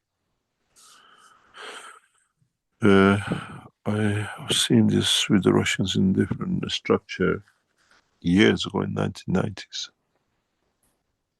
Something, talking about this, something was very interesting that, you know, when we look at the history of the nuclear and the space, how the German scientists, when they lost the war, went to Russia, or they went to America, and they stayed there for them to be attracted to. We saw the same thing in 1990s when the Russian structure blew up and it got divided, and some of the what we call Eastern blocs, many of the scientists with thoughts and knowledges and research on this tried to do what the Russians did, what they call Germans did, try to attract Americans and other scientists or other nations to back them and come up with the new fuels, and this was one of them. Russian this technology, because I was involved in that kind of thing in those days, is part of it. The Russians have done a lot of this propulsion with ions or fuel pushing through structures. But in plasma technology, we don't do such a thing.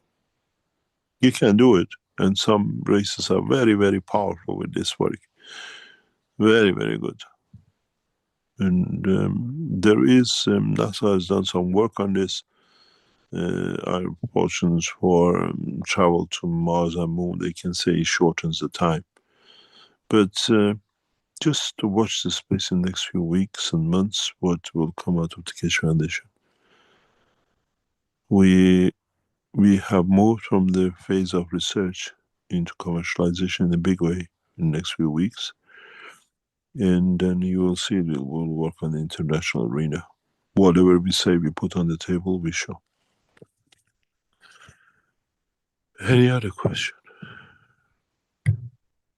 Well, thank you. That was interesting. Let me see here.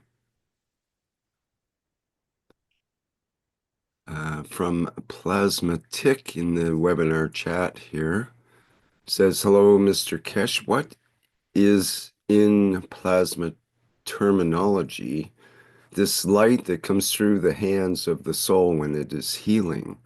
What is, I guess, what is it called in plasma technology or Repeat. terminology? Can you repeat? What, I think it means, what is it called in plasma terminology? This light that comes through the hands of the soul when it is healing. Of the soul. I don't understand what it means coming out of the hand of the soul. I guess when people are doing hands-on healing or healing with the fields of the hands, yeah, they maybe see a light or feel a light that comes through. Some people might. We see the light. We can create a ball of lights. We can create the fields to interact with the body of the man, and what you might call it the soul of the light. I don't understand, but it, depending on the field strength of the two hands and the object in between, you can transfer energy and fields. We know this. I mean, it's a well-known fact. But we have no terminology for it in our system. I'm sure somebody will make a terminology for it somewhere in the future, but it's there.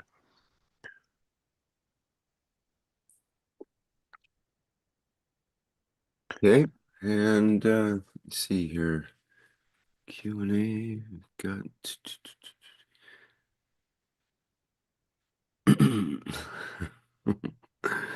Well, we have a question in the YouTube. I'll have to abbreviate some of the words. Mr. Keshe, can something be done to get in line to stop the bloodthirsty dark SOB from Tel Aviv?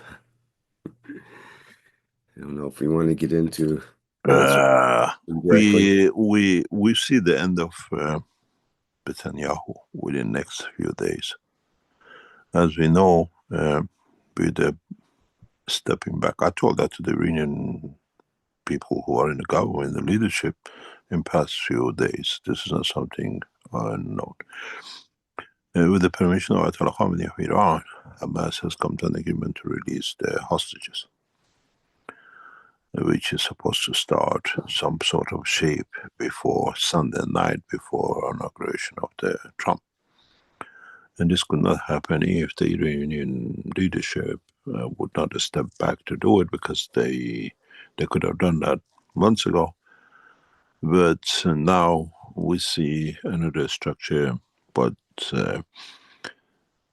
Netanyahu will try to say that he released the hostages and make a thing out of it, that he's a triumphant, but in a way, it's the biggest step back for it because he has to give the whole Gaza Strip back, and then there's huge penalties, which is going to be leveraged against Israel for the damages done. And the opposition leader, as we see it, will not support it. It'll come to the collapse of his government. And we'll see how it takes shape in his arrest and the rest of it. Even though Senate in past few days has passed on the condition that he'll welcome to the United States and he's harbored. But in general, we are at the end of this episode of killing by Israel. But as I said, because I've been involved in Palestinian affairs for over 40 years, 50 years, the Israeli companies are rubbing their hands because every time Israel damaged the Gaza Strip or Golan Heights and the rest of it, or into southern Lebanon, the Israeli merchants of the what I call sand and cement and iron became the financiers of this rebuilding these cities. So you see a huge increase in what you call GDP of Israel, selling the same material for the Palestinians to build, and then in 5 or 10 years' time they destroy it again. It's a very fun job. I said this before. Israelis look forward for the government to destroy these cities, and then they sell the material to them because literally they're strapped to it. And now they're counting the bank accounts, how healthy it's going to be. To build these cities, it costs trillions. And a lot of it will go to the Israelis because of their embargoes and the rest of it. But the biggest problem with this negotiation is one of the hardcore Palestinian terrorists and the rest are on the list of being freed. And this is frightening for the what you call the Israelis.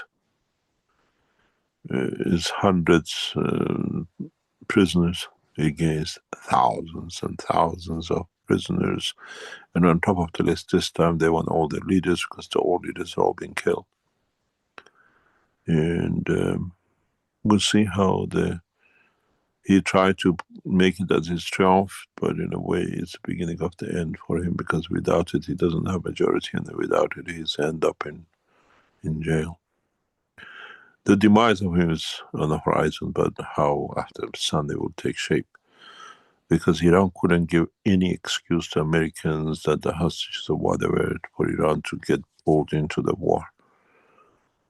And the situation is very fragile as it is in Iran, and we soon will change of leadership in Iran, because Ayatollah Khamenei is old and will have enough struggles inside, and Americans have already chosen the next president of Iran. He's getting well trained and taught and paid for it. We all know the guy. He'll be in public again, but as I said, what I'm telling you is not a secret. I already explained that to the Iranian leadership. They know. So we have to see how the game gets played. But not much left for this saga. By Sunday night, Hamas has already agreed. Hamas cannot agree without the clearance from the Ayatollah Khamenei of Iran. And there is enough pressure. They lost Syria, they lost everything else. And Hamas will agree, but could not agree without a permission from Tehran. Trying to save their skin at the moment. Any other question? We have a hand up here with Antonio. Would you like to go ahead, please? Yeah. Good morning, Mr. Keshe. Hi, good morning. How are you? Very good, thank you. How's the Aussie land? As Everything here is good. Everything's good. I'm very busy with fruit still, picking and packing today. I'm sore. As we get older, it's harder and harder. Yeah, but it won't be needed very soon. Don't worry. But that's all right.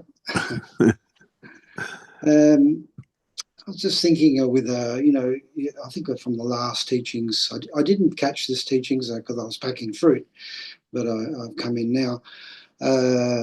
Last teaching, it was, talking about energy, and I was thinking about that, where in the Cold War, the energy and, once the Cold War was finished, or to a certain extent over, that energy had to go somewhere, and it went into the stock market. And but then, of course, it went into weapons manufacturing companies and all that sort of stuff. But now that's sort of, to me, coming to an end because of the plasma technology. So that energy, if that goes into plasma technology, then we can see a very bright future because it's going in the right direction rather than in the direction where, with the stock market, it was all to do with competition and greed. In your technology, it creates a level playing field, and that's how I see it. So it's positive. I see a bright future. I hope so.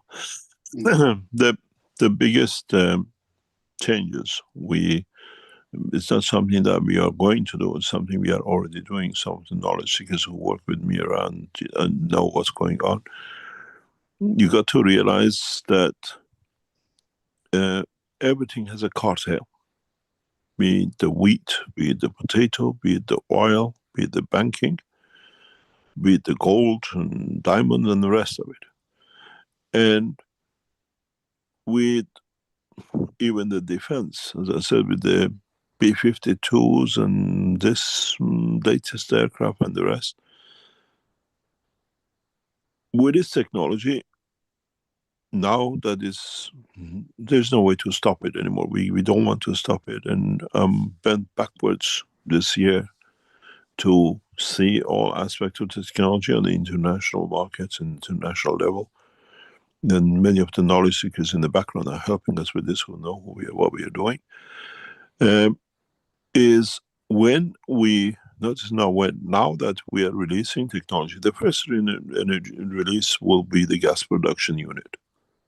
You will see it on the international market. Yeah. This will touch the energy. The power production will be the second, followed immediately. So we will touch, in a way, I was thinking about it this morning before teaching. Saudi Arabia will have no value. And all the goals they rely on, with us introducing production of materials, especially rare earth materials and gold and the rest of it, all these shiny palaces will have nothing to support. In the next 5 or 10 years, in rapid development by all the nations, because of the little cost, will change in. And then it becomes like as I said, in the supermarkets, you go, and there is nothing you need to buy. You got to realize, in the coming time, when we start relying on the energy technology as a plasma energy, not energy as oil energy and whatever, when we look at it, we don't need food. Would we have the mouth even we see a plum as you were plugging it? I don't have money to eat, but I can pick up the energy. I don't die of hunger. But as we go through the transition of relying on energy posts, like a lamppost you pass on the street, they give you the energies. Would I need to eat? I don't have the mouth to eat, because I exchange it for energy directly to my soul or my physicality or whatever. There's much deeper work into this. And then it comes to the position of, do I need to create arms, the conflicts, because I don't need for it. This technology is going to see its biggest battles in next 12 months on the international arena. 2025 is the year that I've decided it's time for change. And those who are around me and work with me closely, they know what I'm talking about. We do not fight. We just keep on introducing new technologies, and as people pick up the technologies, we are in there with you a lot. You supported us. You knowledge seekers, in every shape or form, in past years, stood there. We put gases out, you tested it. We put system out, you came volunteer to use it. You, as knowledge seekers, have done such a great job, unforgettable work for humanity. You will understand your positions in the coming time. Unconditionally, how many of you took everything and taught everything? And 2025 is the time, because we've done all the testing. You look at it. We've done the agricultural test, we've done the health test, we've done the material production test. Everything is done. Now this year, we bring it into the market in a very big way. In a very, very big way. We relied up to now on new knowledge seekers to support us by buying a system, supporting us with trials and everything else. We still carry on doing that, because this way we stay untainted. Nothing can interfere with our work. But in a very near future, we will go out to, not on a banner of changing the energy, on a banner of helping the people to get. And you will see the change Keshe Foundation brings. Yep. And as it comes, as it is, I was watching a video very recently where you see the fires in California, and they talk about the houses of 40 million, 20 million, how many hundreds of thousands of houses burned to the ground and blah, blah. Move 10 kilometers away, you have a tent worth $5, a guy living on the street, and his rows and rows of them.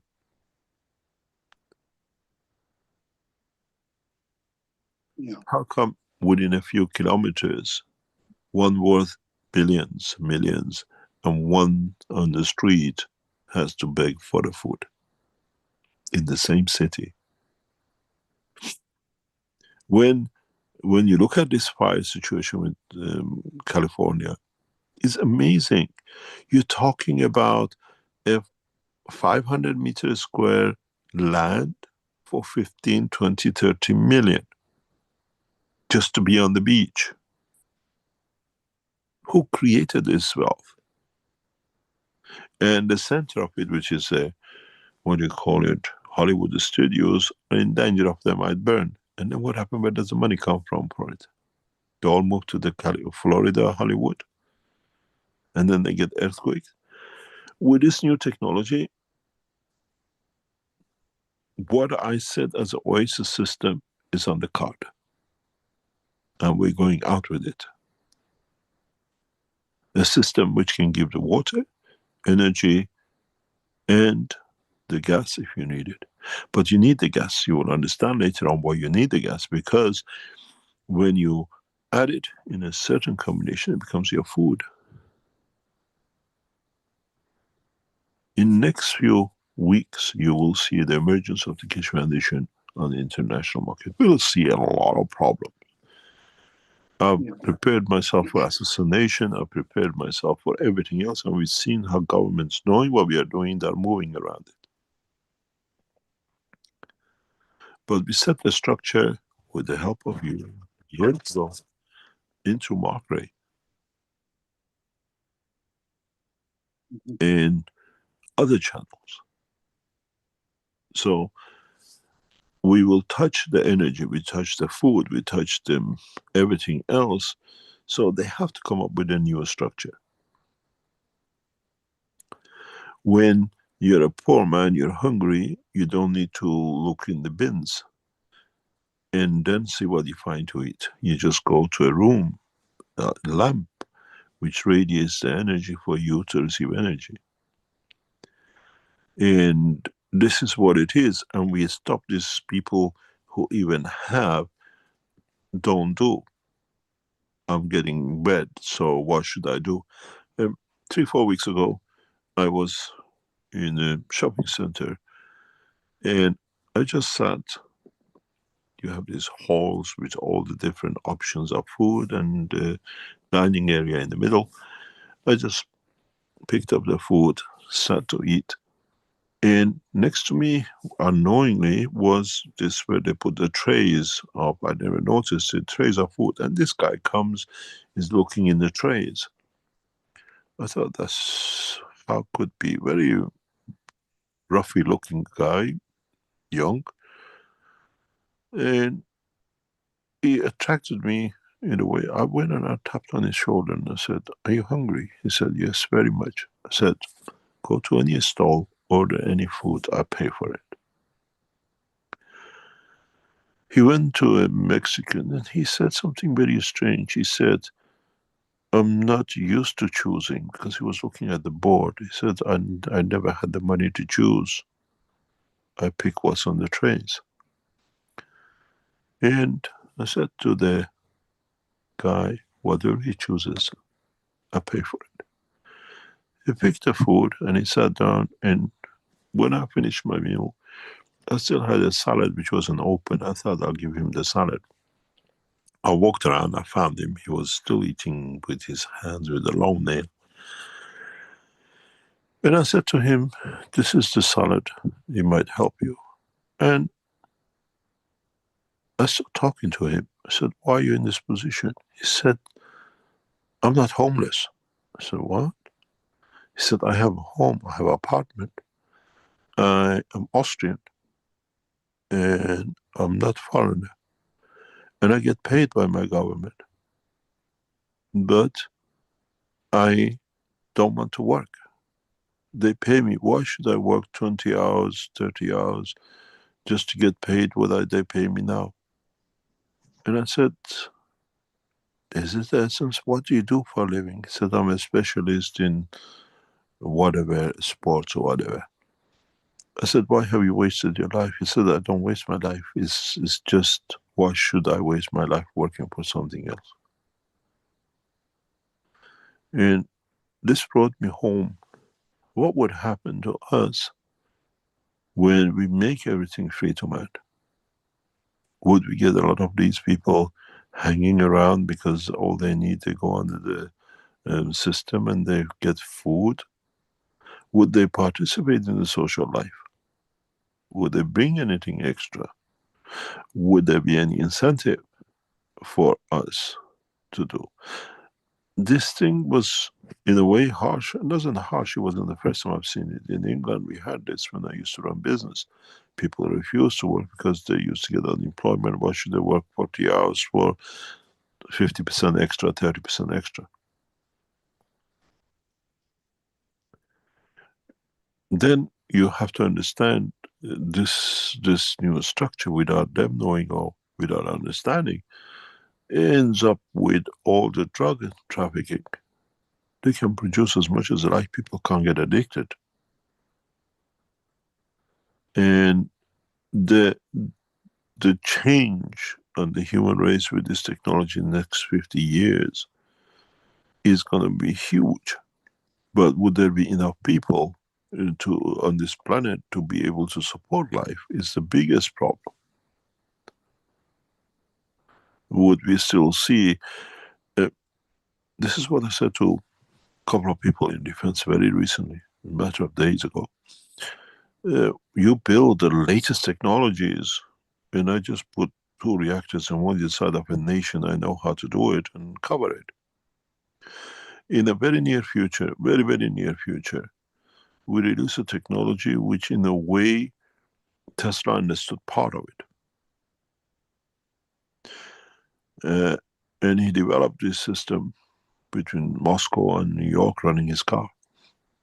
This technology is well known by us and we bring it into the market in a different way, very different way, and you would understand it. It's the same with the structure of the buildings and the past buildings and how our buildings were built.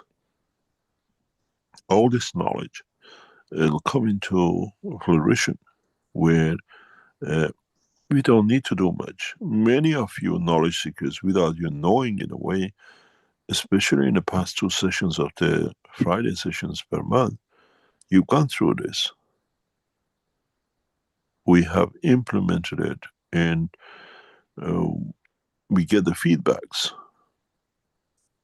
In your testimonials, you write to us, and when you read 3 or 4 or 5 testimonials, and then in 6 and the 7th month, and you see they all talk about the same thing.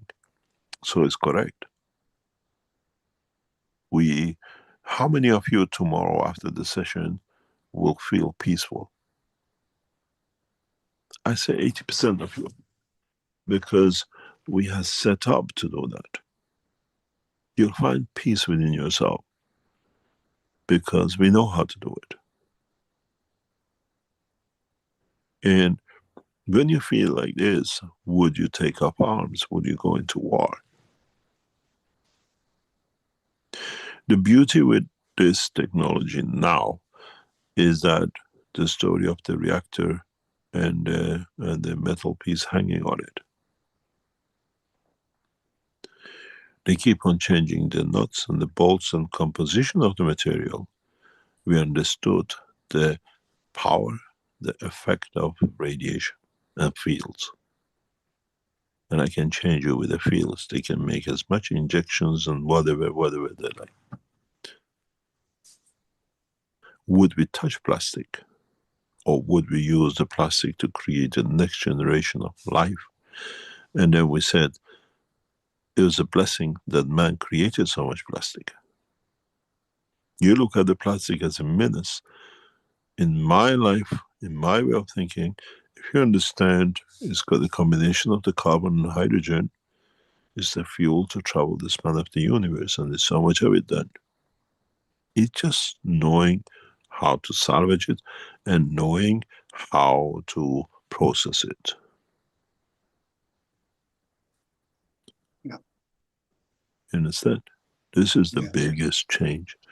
And I'm bent backwards to bring the change in 2025, and we are working on it. Everything is started, and we have a good position, hopefully, for a few months till, as I say, the thing doesn't go upside down. With Trump in the administration trying to push for the peace, but in a way he's creating new wars with Canada and Mexico, and trying to push other things to bring that change in. As I said, in a couple of years' time, we offer $2 for Tesla car company as a whole. You will understand very soon why, because nobody is prepared to buy electric cars.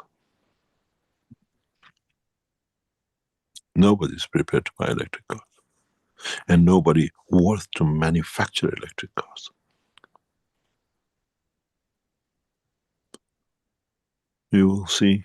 I hope our work and what we are doing will go ahead, and the ground has been created for the change, and is an opportunity to take. And we are grabbing that opportunity. Hopefully, we'll bring a team together. We can bring it in and bring the change. 2025 is the year of the change, and Keshe Foundation has already worked and working on it to bring that change. We'll have a lot of enemies. Believe you me, it's not going to be easy. But we are coming through the back door in a very silent way. Yeah. We'll see. Yeah. We still need support. We need a lot of support to be able to bring this home the correct way. But on the other hand, there's opportunity we cannot miss. And if we miss it, it's going to be a big disaster.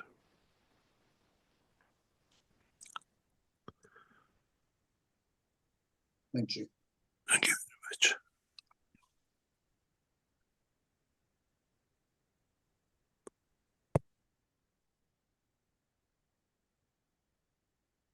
Any other question? Yes, we have a question from Omid in the webinar chat, who is putting together a CO2 GANs production setup. He has a question. It says, suppose that in a CO2 GANs production setup, we twist both the copper nano coil and the zinc coil once counterclockwise and once again both clockwise to generate CO2 GANs. What is the difference and similarity between the two CO2 GANSs? It's different spectrum of energy, that's all. That's all it is. If you look at your brain, see how many twists are in it, then you understand. You just produce different spectrum of energy fields. How would we be able to tell whether one way one way is more of an advantage than another? For what purpose? What could be advantages for a certain purpose and disadvantage for another? So how would the experimenter find out? Just try both of them and see what the effect? Yes, of course. This is how the test is. But in the future, we will understand the power of the plasma. We've seen this if you remember, Rick, some years ago. Knowledge seekers put gases together and they were rotating in different directions and the speeds. You remember? Mm-hmm. That's where it comes from. Different strengths, it's like different magnets of different strength putting it. We had a question in the plasma group regarding the twist or clockwise or counterclockwise winding of the coil, like in the maggrav, for example, and whether that would make what kind of difference that could make. A lot, a Mhm. lot, a lot, a lot, a lot. Is that part of the secrets, let's say, that we're missing on the maggrav? Is the winding No, of really, we always wind. Do you remember how much discussion we had for years Yes. about the left-hand turn and I right-hand hesitate turn? to bring up the subject because of all that. Yes, there was a Yeah, lot. everybody has tried in every direction, and some don't work, some works. And the ones who don't work, we keep on telling them they don't understand why it works, why it doesn't work. Those of you who doesn't work is because you've done the winding right, wrong, and you don't want to understand, but to you is right. And I make a maggraph system and it works, it gives what I want. We do that in the lab all the time. How come you lot make a maggraph and say it doesn't work? I make a maggraph in a specific way, and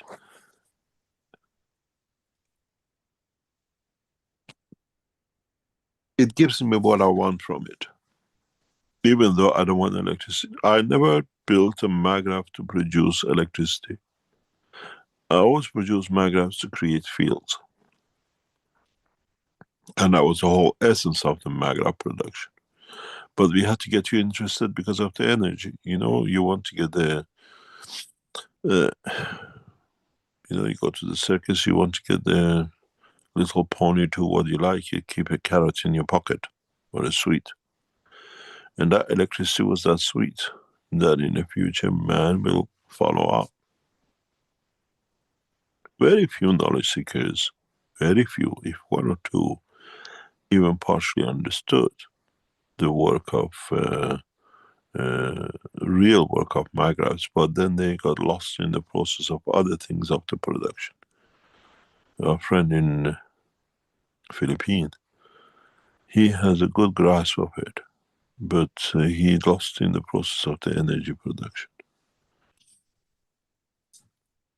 And we have our friends in Thailand who are doing the same, but still haven't grasped the whole of it. You don't need so much, you need very little to create, especially if you understand the teaching of today.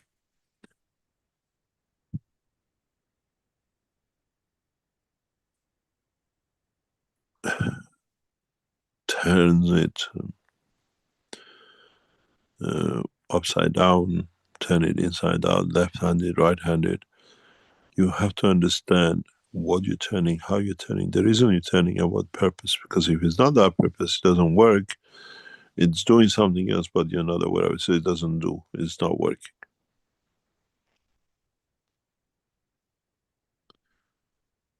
You remember in one of the trials in Arizona, there was a guy who was detecting the fields, and he went about 200 yards outside and he could still detect it. Magravs can be... I have to put it the right way. The field of the magravs can have no limitation.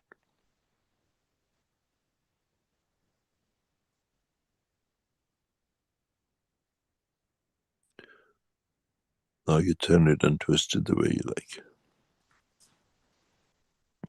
The most effective magrav, if you understand it, how it's done, is these butterflies we sell. It's a magrav system, but you don't see it, you call it a butterfly.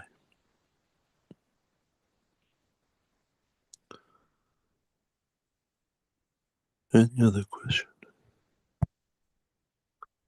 From Filippo in the YouTube, who says, I'm spreading full spectrum LED light from 300 nanometer to 830 nanometer through plastic rings filled with CO2 and CH3 GANs to grow plants.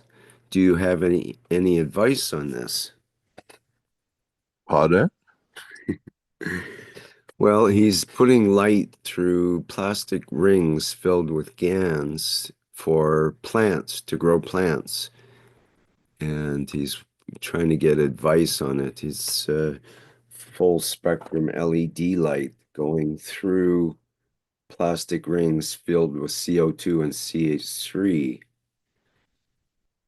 in order to grow plants. So any particular advice? Do you understand what he's saying there? I don't understand. I'm not with you. I'm somewhere else, I think. Yeah, if you can imagine a light passing through a plastic ring filled with CO2 GANs and CH3 GANs, would that change the light somehow to make it better for plants? Let's put it that way. Is there some use for maybe converting the regular full spectrum LED light into something more effective for plants through the GANs water? I don't know. Maybe he should try it and report back to us. Yeah, test. It's pretty simple with plants. They either respond or they don't, and you set up one side with the setup and one side without. Yeah, let us know. All right, we'll report back next month. From Mani, who says, are pain pads and plasma pens the same or for different applications?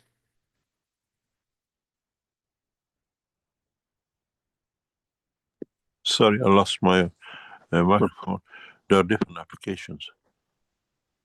One is localized and one is in a spectrum of area. Totally different. The pain pen would be the localized one. Localized one, yeah. Okay. That makes sense. And for both of them, is it true that they're restricted to a single person using them and not? We advise because it carries a full spectrum of things, yes. We've seen some results, and on the back of the results, that's why we advised. Okay. It's not just random. There is a reason for it, because you carry certain amino acid structure and others too, and then once it fits into it, now you add into it, but it still interacts, then you can see. So it may possibly work for some but it might be It counter. works. No, Other- it works, but you transfer fields. It works with everything. It works with a lot of people. You have to understand. We got what we call as a pain tolerance, and people with a high pain tolerance, and part of them knowing this, and they come and say they told us that pain pen doesn't work on me. And I made them another pain pen and says, "Oh, this one works." I said, "Because you have created psychological barrier. I don't touch your nervous system. I played with your soul, what do you call it, with your emotion. And it's not that the pen doesn't work on me, it's just that what emotion you put into it and what direction." It's very much, if you have seen many people, let's say, majority of the people in a very large number like a soft touch. But there are people who soft touch irritates them. And if you create a pressure touch, or not a pain touch, but a pressure touch, to them is pleasurable. And some people, if you run a feather on their skin, they go to the God knows heavens. And if you use the same feather on the skin of another person, they kick you, because to them cannot be tolerated. It's a psychological pattern. And the emotion and the pain is the same. I didn't change anything in the pen. I just changed the composition which touches the emotion. Oh, this is good, this works. So whatever. You don't understand, it's the same thing, but it's not connected to your emotion.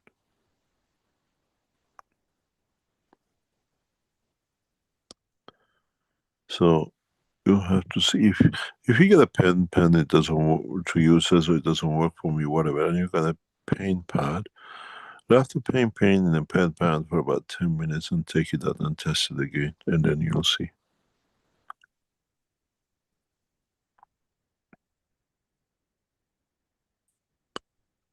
Any other question?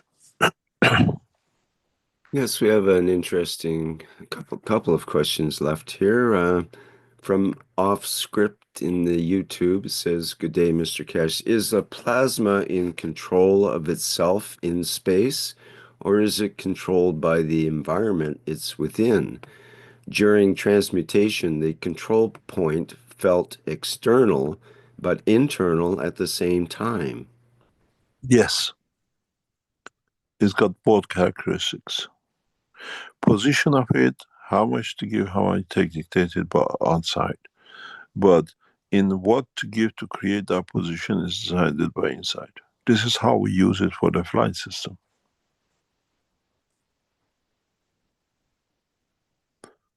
It's as simple as that. Any other question? Okay, that question is a segue to David's question in the webinar chat here, who says, "Do we live in a spirit-matter duality, or is there no matter at all? Does the tangible universe just appear as solid matter to us, when in reality, everything is just spirit?"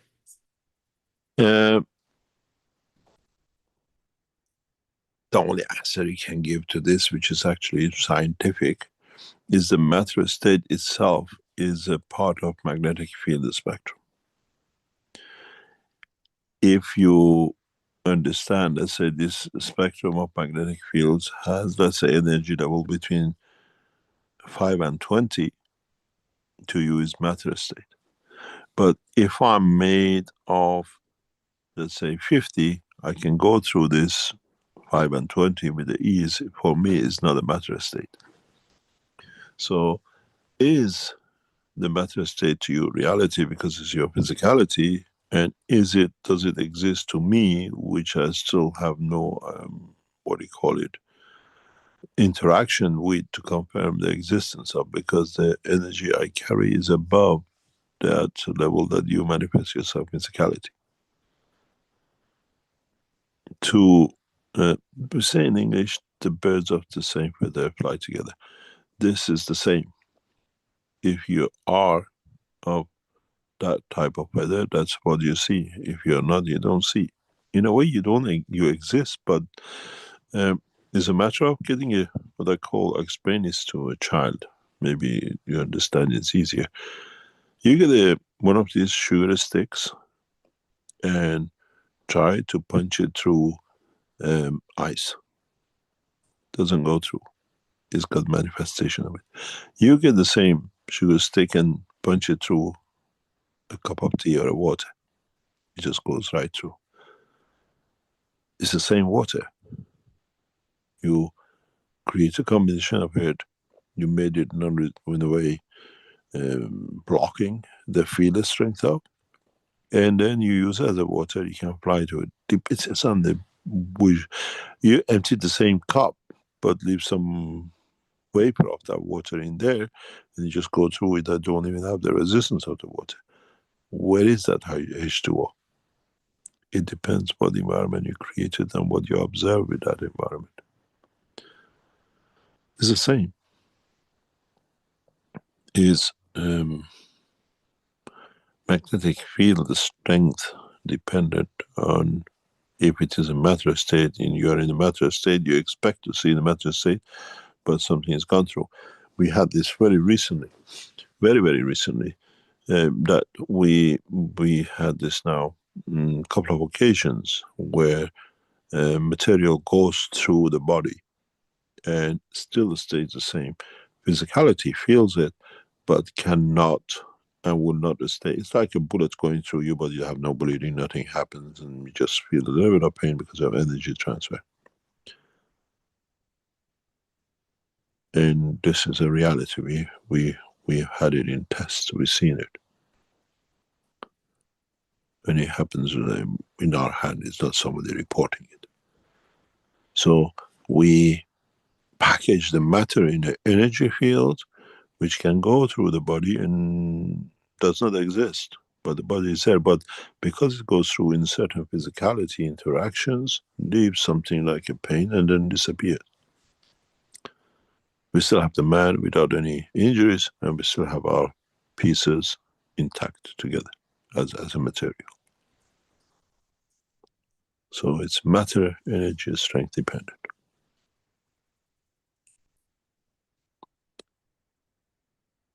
In in olden days, they used to throw like a rope to catch a bird or whatever, and then pull it, or you tow the ship with a bar or with a rope.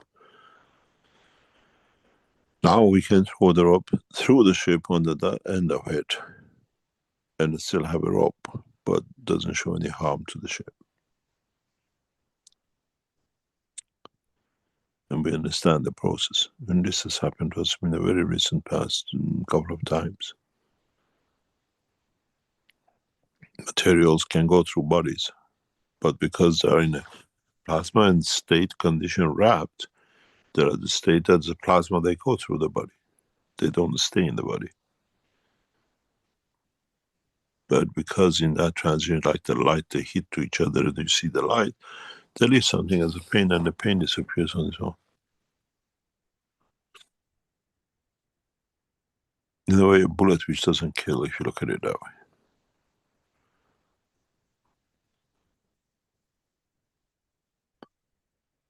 Any other question? Shall we call it Yes. a day? Well, we have a hand up with Azar here, so maybe we can allow her to speak before we end here. Good morning, Mr. Keshe. Good morning, Rick. Mr.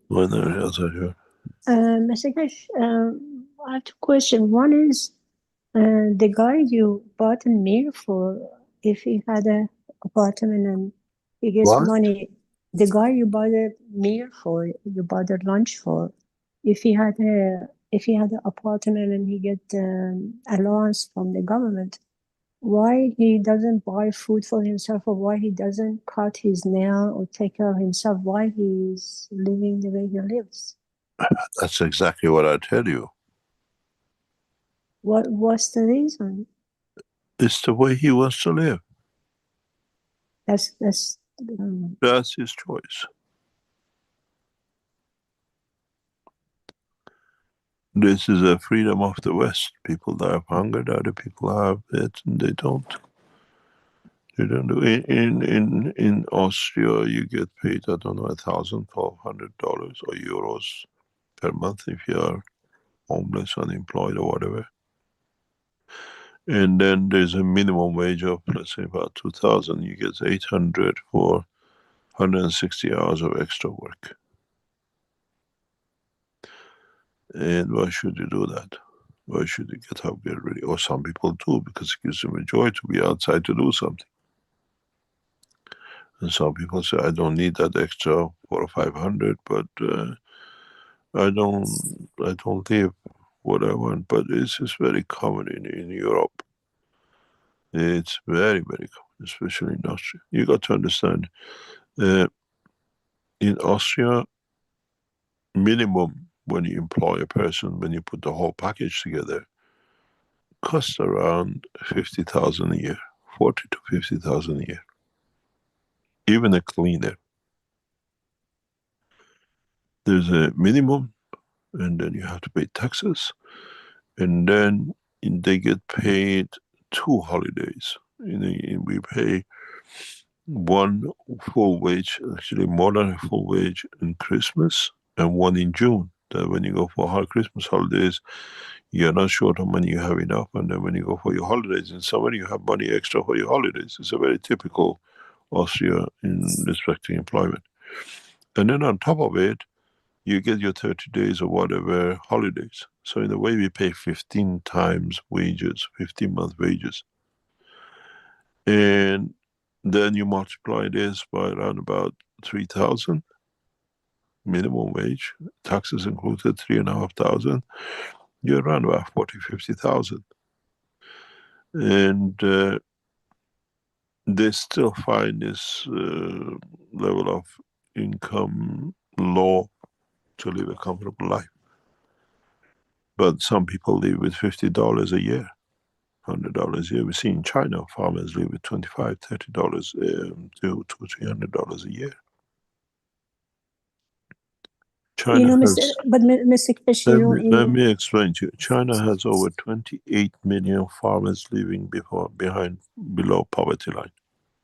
That's the internal government statistic. And poverty line is around about 1,800 RMB, which is about $250. 28 million live below that poverty line in one nation.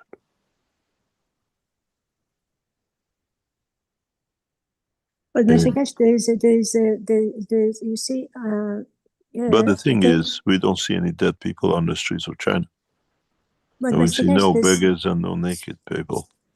But the CEST, in US, a long time ago when I was when I graduated, when I was working for a dental practice, there was a lady was working as a dental assistant with me, and then she was working like 20 hours a week, not full time. And I asked her, why don't you work full time? She says, if I work full time, I don't get the benefit of getting the Medicaid and then the other food stamp from the government. But if I work full time, then if I want to pay for my medical insurance and then for other stuff, the income I make is not enough. But if I work part-time... America is a different story to the rest of the world. Your system is upside down. Your system is made to make people rich and to make people really poor. Your system, the American system, is not a fair way of doing things, but Europe we see the same. This is what I was saying. If the same man lives with his family and he has got $250 a year, we're talking about another month, and for the same air and the same life to live, in Austria we pay 40, 50,000, then you see what man has put a value on it. This is what I keep on saying. I value a cleaner more than a doctor, because that doctor cannot practice if there wasn't a cleaner to clean his place. He'd get all his patients infected. When I used to run my business, I had a very direct line. At the end of the year, profit had to be shared, percentage of it, amongst all the people who worked.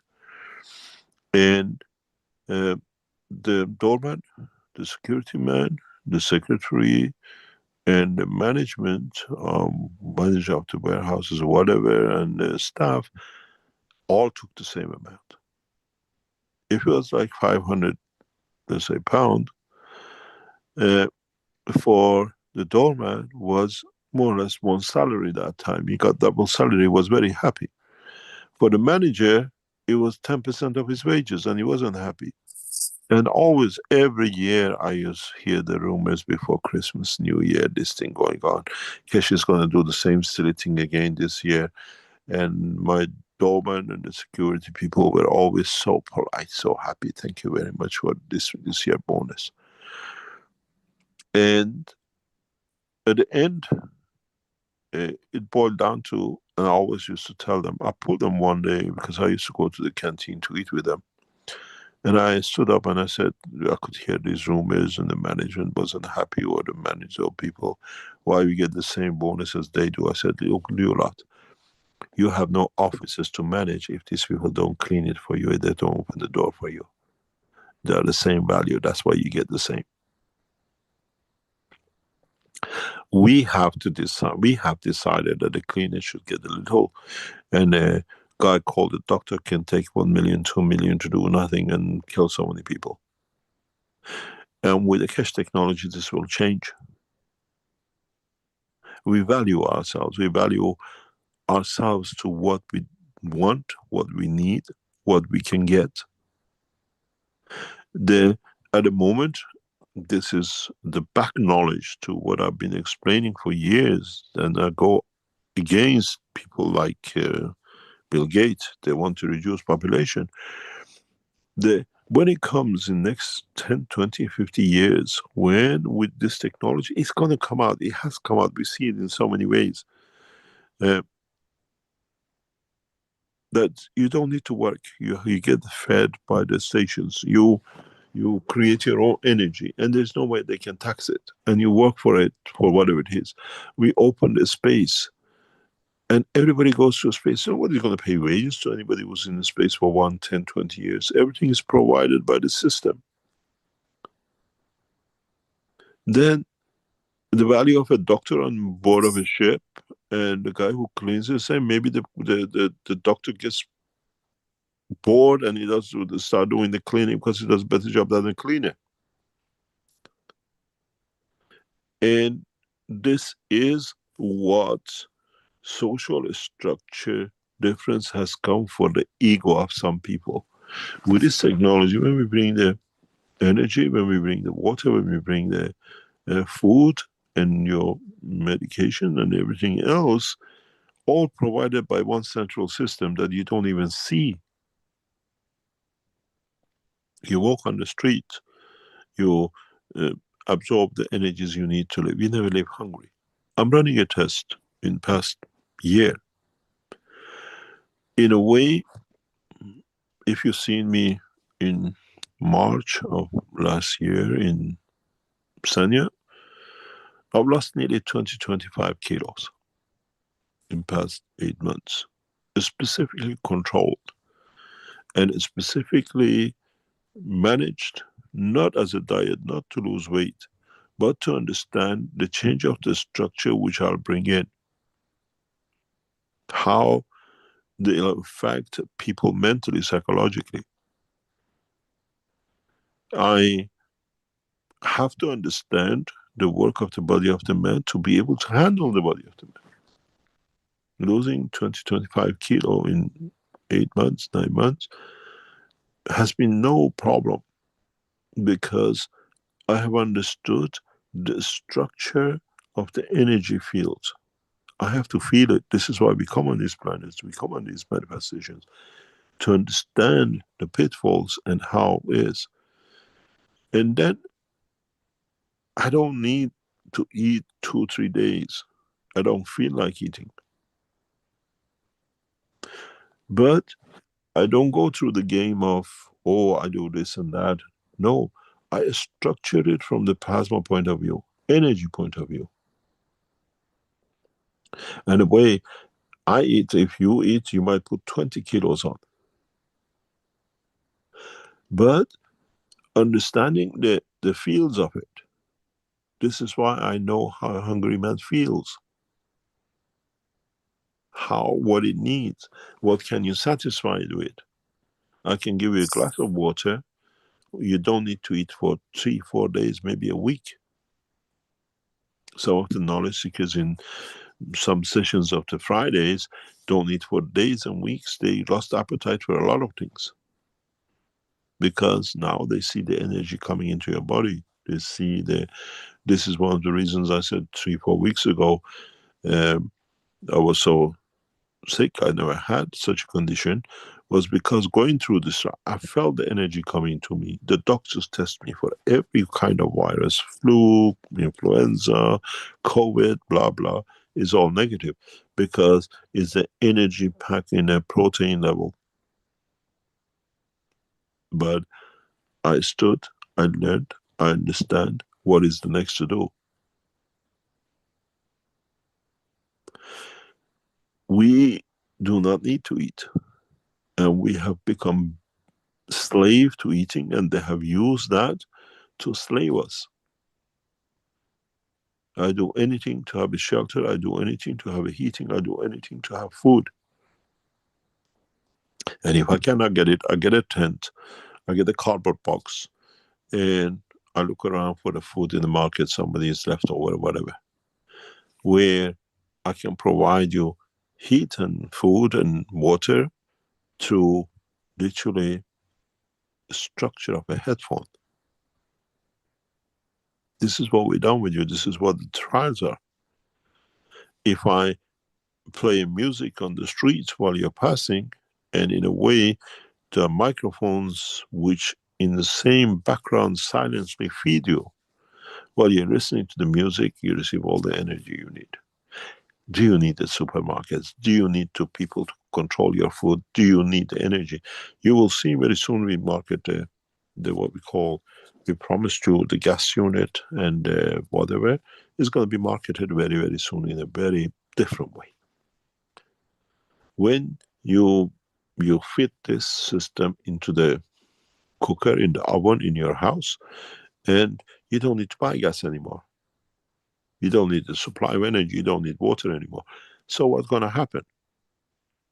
All these wars, all these British petroleum wars for fuel and energy is gone. It's obsolete. The oil industry, energy industry, the way it's grown in past 50 years, in 2025 it's going to hit the rock. There are going to be huge things to do with, but that's nothing because we do the same thing now in the wellness, we do the same thing in agriculture, we do the same thing in food. And once we become not a slave to it, then we open the space. I do nothing here, I better go and see what's happening in the space. It costs me nothing because everything is provided for. We made prisons and we provided people to create more criminality. Now we bring the spaceships to give the open spaces, people to prison themselves in them, to see more, not to be criminals. Instead of staying around here doing nothing and whatever, suffering, in the space, everything is in the spaceship. Your food, your medicine is just as fields absorbed by your body. You're a passenger of pleasure. And it's not the theory anymore. As we told you about the gas units, gas energy units. Excuse me, Italians again. Hello. The Italians again are on the run.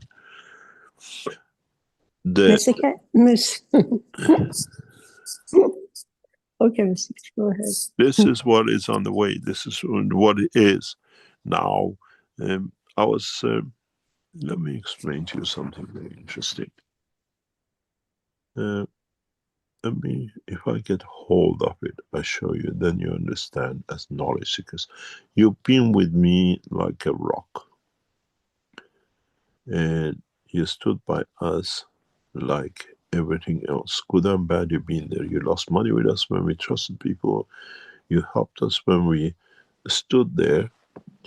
Let me go and show you something which you as knowledge seekers will understand what this means. Photos. It's going to take me a few minutes, but just be patient because it's your achievement more than us. It's what we as knowledge seekers and you as stood there supporting us with everything else. Let me show you something very, very interesting. Just bear with me. I have to find what I'm looking for, and as usual, I'm a slow coach. Do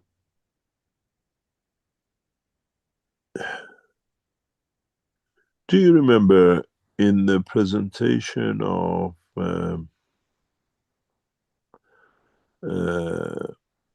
Linz a couple of years ago, 2-3 years ago, we showed a huge box producing the gas? Do you remember that? I remember that.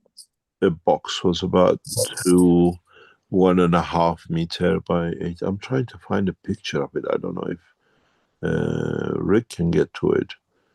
It's a gas production unit. I have to find it. It was after Yusuf's presentation in Iran that you showed that in Linz. Yeah, but now I want to show you the reason I want to show you.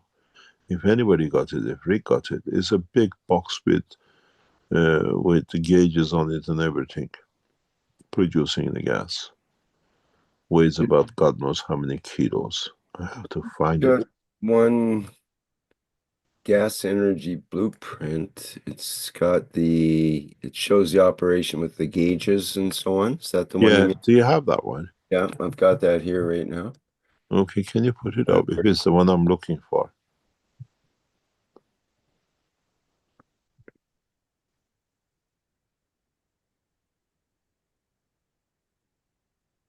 Then I explain to you. Let me see. No, not this one. Not this one. Not this one. No, the one in Linz, not this one. It's a big system, a wide system. Mr. Keshe was It's like an ice cream box. It's like a refrigerator. Mm-hmm.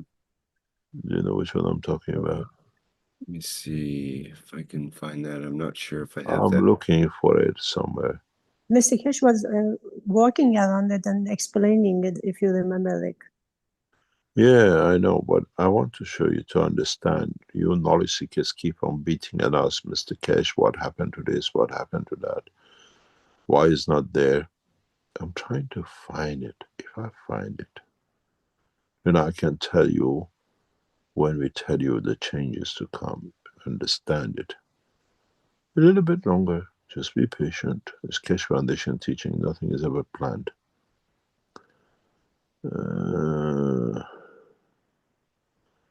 It's the one with got the orange thingy on it. It's a huge stick, Mr. Keshe. Yeah, it's just like a freezer-sized box. I don't know. When I wanted, I don't see that. I saw it a few days ago. It's a chest freezer size. Oh, what a shame. I can't find it. And the other day it was there. I could pick it up straight away.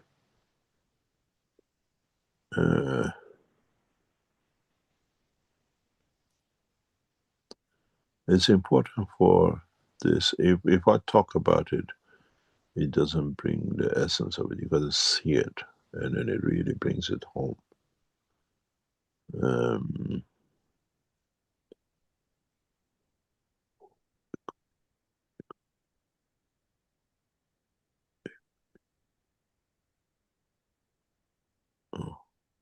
Anyway, I tried to find it while I was speaking to you, but this system, you can imagine a a freezer size, chest freezer size system, which we showed for production of gas, and you lot kept on battering us that Mr. Keshe, you said you give us the energy and gas production unit and everything else. I have to find it. That's the one. Thanks, Dean. Then just forward it. Okay, now let me explain to you. I have to reduce it. I have to do this. Okay, save the photo. Go to my Zoom. Cancel it. I share it with you. Now you understand what it is in technological development. And then it's only Keshe Foundation who's involved and we're doing it, so you will understand exactly what I mean. These are the, do you remember this? Yes. Yes. You seen the size of it? Now this is what has become one of these black boxes.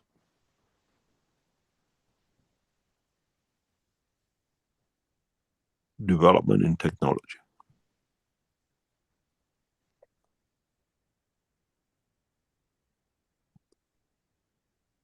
And this suitcase is what's going to hit you in the market.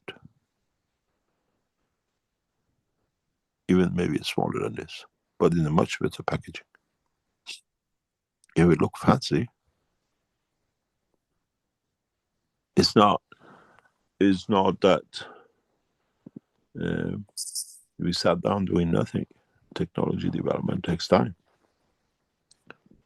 2 years.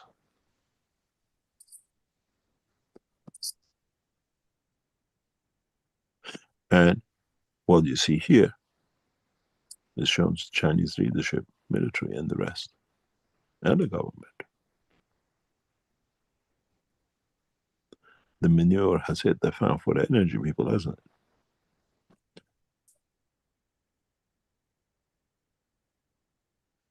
Would you like this in your house? Or would you like this in your house?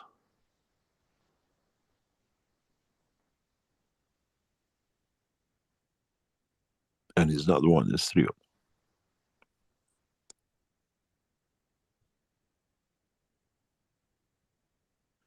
them. And this is where, when you supply, what are you going to do with it? Miniaturize it or use it the same? This is literally when we finish with this, maybe we have a couple of months to complete it, there'll be that oasis system which Rick was showing. Gas, energy, and the water from the same box. When you have enough energy and you can connect it to give you enough energy to eat or whatever, would you like to be that Austrian guy not going to work? Why should I? Everything's given to me. Can we add in the mixture of the water and the gas, which you think you're breathing or you're burning with, a mixture that gives you moral satisfaction?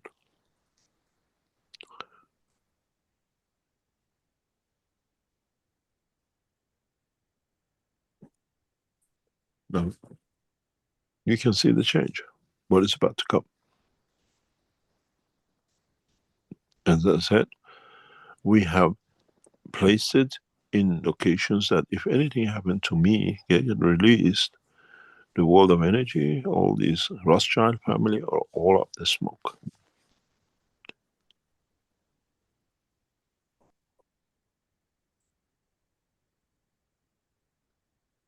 Now you understand the power of the technology and what is about to hit us with.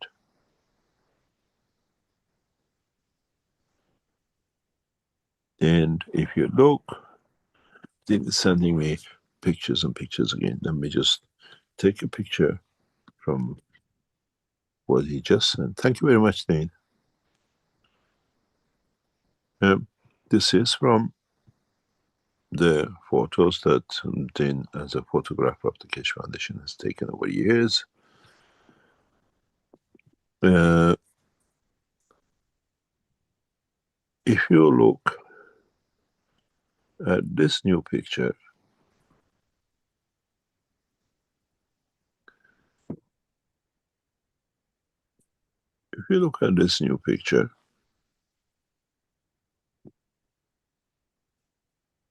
where are you? You saw the other three pictures, other two pictures. Now,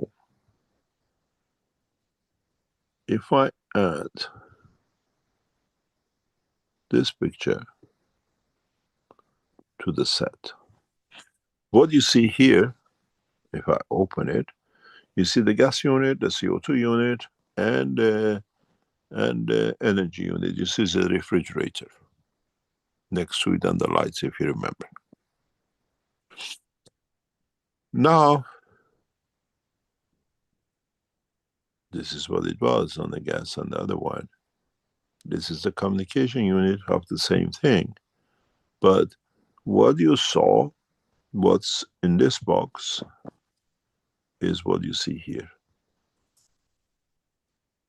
All in one box.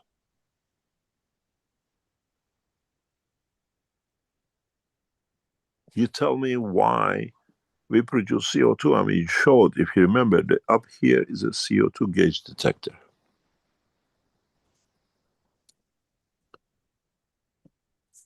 Why do we show? What has this got to do with this?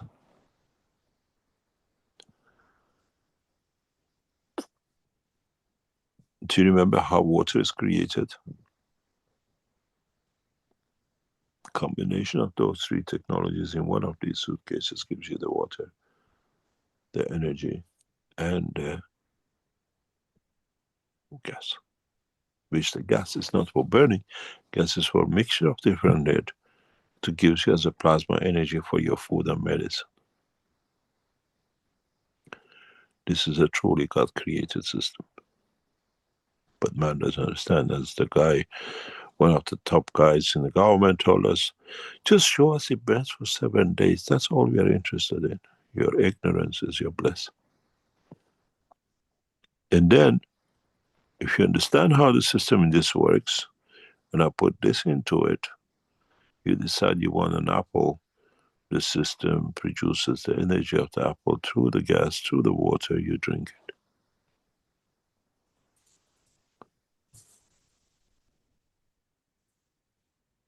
We are true scientists and understand the working.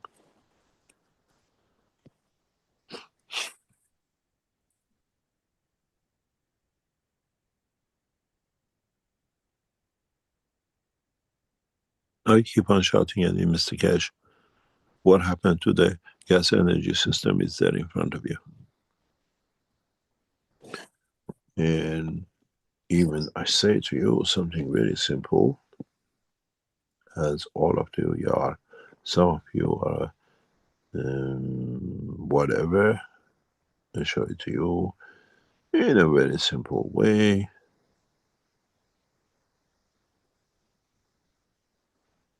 Just be there in a second and I'll show you in a second what it means.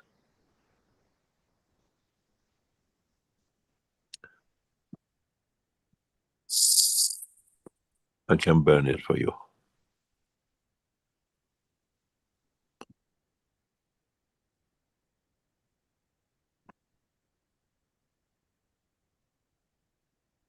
One flame, one can feed.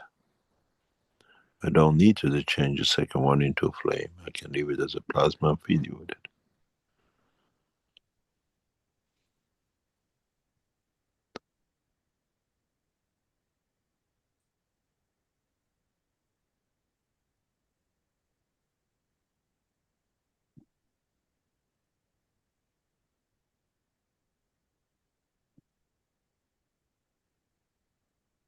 Now you tell me, should that guy be working?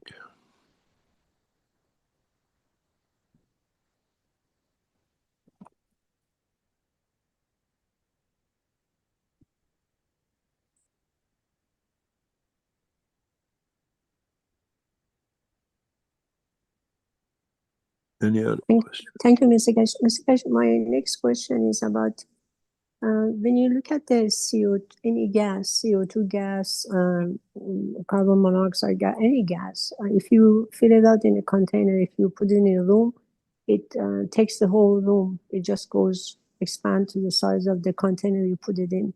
But if you put water in a container, they also take the shape of the container. But when you put a plasma in a room, the plasma holds its position, doesn't go all over the room. Yes, Is it does. Is, It does. no, it doesn't. It does. It doesn't fill the whole room. Actually, it goes, the walls can't even hold it. The walls doesn't You don't know hold what it, to do with it because you don't see it. Mr. Keshe, but you know, but it, because for You're example, wrong. okay, so if I'm a plasma, yeah, Yeah, I'm a you're not a plasma, plasma. You're a box of plasma. I'm a box of plasma, and you're Yeah. a plasma. We hold a position, we don't go on top of each other. That's your wish. But it's the reality that you look at your physical box. I look at the fields which you create that I can detect beyond walls. Have you ever seen military systems that they monitor, used to be heat, now they monitor ultraviolets? It doesn't matter if you're in a building or not, where you're hiding, they can find you. You talk about your physical condition, but we talk about the energy that physical condition creates. You call it aura, yes, so believers, auras. You just monitor the auras which is visible to you. What about the rest of it which goes throughout the universe? Mr. Keshe, I understand. You see, this is So where your plasma doesn't take. no. Plasma is a field, is Okay, not so this entity. is I'm talking my experience. Okay, so this is what I feel. I mean, maybe I'm Yeah. wrong. Okay, so for example, I know now that since I'm in this body, I think I'm limited, but now my experience tells me like I am the one is inside, the real one is everywhere, because sometimes, you know, the reason I'm in the room, I can see. Let me explain. Can I You've been going. finish? No. You've been going around this for a long time in different things. Let me explain to you one thing. One thing very clear. You have to realize you have physical body and energy system which controls our physical body. And then you have an energy system which has nothing to do with your physical body. It's trapped in it. But because it's trapped in it, it uses it to reach its own end. Yeah? Which is your soul. What you talk with the aura and the energy and whatever your physical body, you're talking about the matter state, or what they call visible state, tangible state, where in fact there is another control system which is not connected with this package, but it has access to it. And this is what you're trapped with. If you understand what you're keeping, so you can feed the soul to feed the man, you don't have that problem. It's your problem that you cannot separate, that you have two parts into your life. One is the physical and one is the energy. You look at the energy that I eat food. No, we look at the energy as a universal energy. We call the soul of the man.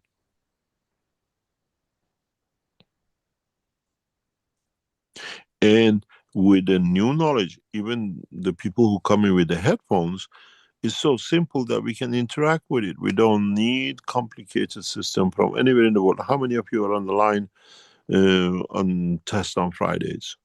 All corners of this planet with the headphones which is connected to your mobile.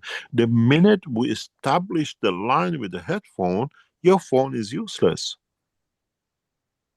We use your physical and solar physicality to connect to your soul. Then your soul is connected to our system. We don't need it. Oh, Mr. Keshe, okay, I understand this. One thing I need from you is this. I need the keyword to say this. How can I control this damn thing? Because it's Emotion. Okay, so how? How? It's for you to understand which part of your emotion is tainted and What do which you mean? part of it is not. What do you mean tainted? Our emotion is tainted with everything, with hunger. with need, with want, with jealousy. You know, everybody thinks they're righteousness and they're correct and they've done everything, but you cannot fool the master which runs in there. I can see what you're doing it. Okay, Mr. Keshe, I have one question. Okay, so is for example, if you are emotionally get very sad or get grief, like imagine like if your parents gonna die, is that also emotion that I have to, is called tainted? Yes, because it's emotion of belonging. Okay. It is, everything is connected to each other in a way. Okay, I got You it. understand? I got So it. we connect ourselves through these emotions with what it be. I lost my parents, I lost my brother within structure of time. I never had the chance to go to their funeral. To me, I didn't need to be there, because to me is everlasting light. You don't need to create the emotion with the visuality of the condition.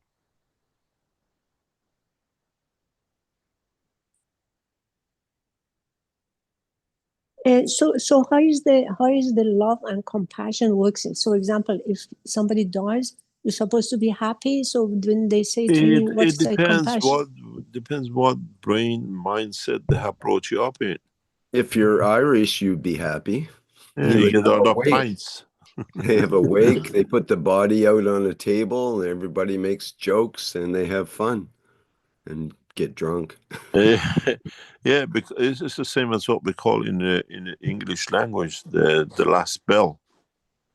They put a lot of people on the table, and then after a few days of drinking, they put them in the grave, and then later on when they take the grave up, they see they're grown up, they scratch the grave, what do you call it, the coffin.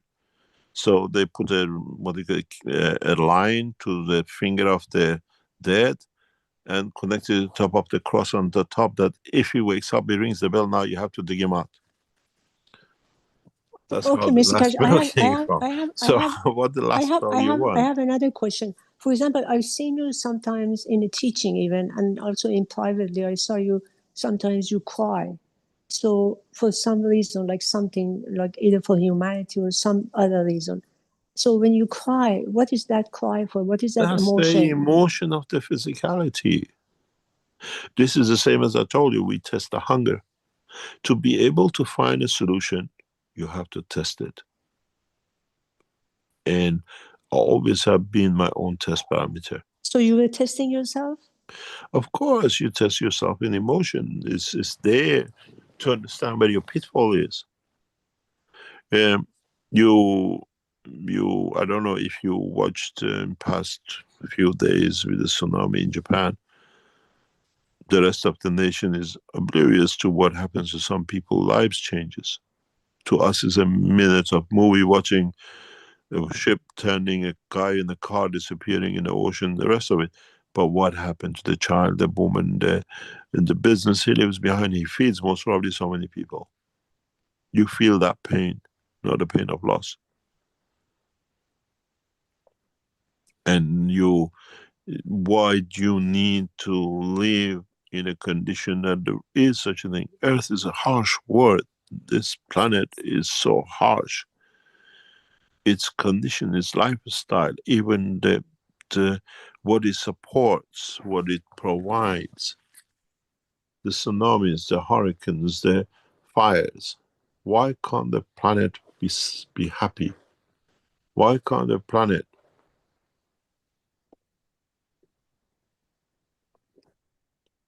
should be abusing its citizens this way?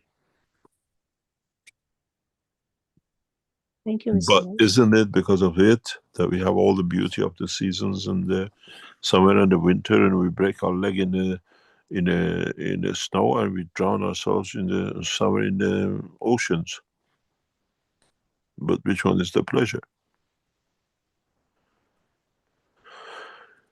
It's not going to be in the space is going to be hunky-dory, in the space is going to be everything fine. It has its own challenges. But life on this planet is beyond imagination harsh. What's the needs of suffering? Why does a man have to suffer?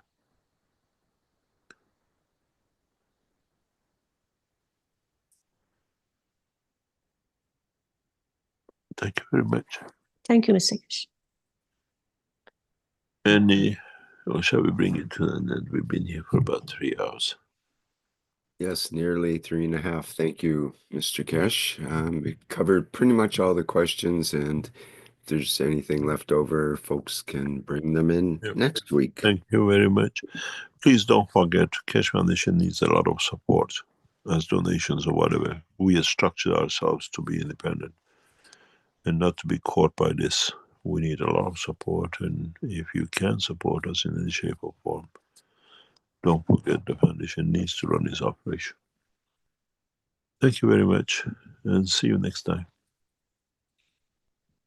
All right. Thank you, Mr. Keshe, for yet another Knowledge Seekers workshop here, number 573, continuous weekly basis. And we thank you for all the previous 572 as well. And thank you, everybody, for being here today on Thursday, January 16th, 2025, for experiencing the Knowledge Seekers workshop. Our next public teaching workshop will be coming up on Tuesday. Let me just check the date. Will be the 21st of January. And that will be the One Planet, One Nation, One Race for Justice and World Peace, with members and support members of the Universal Council.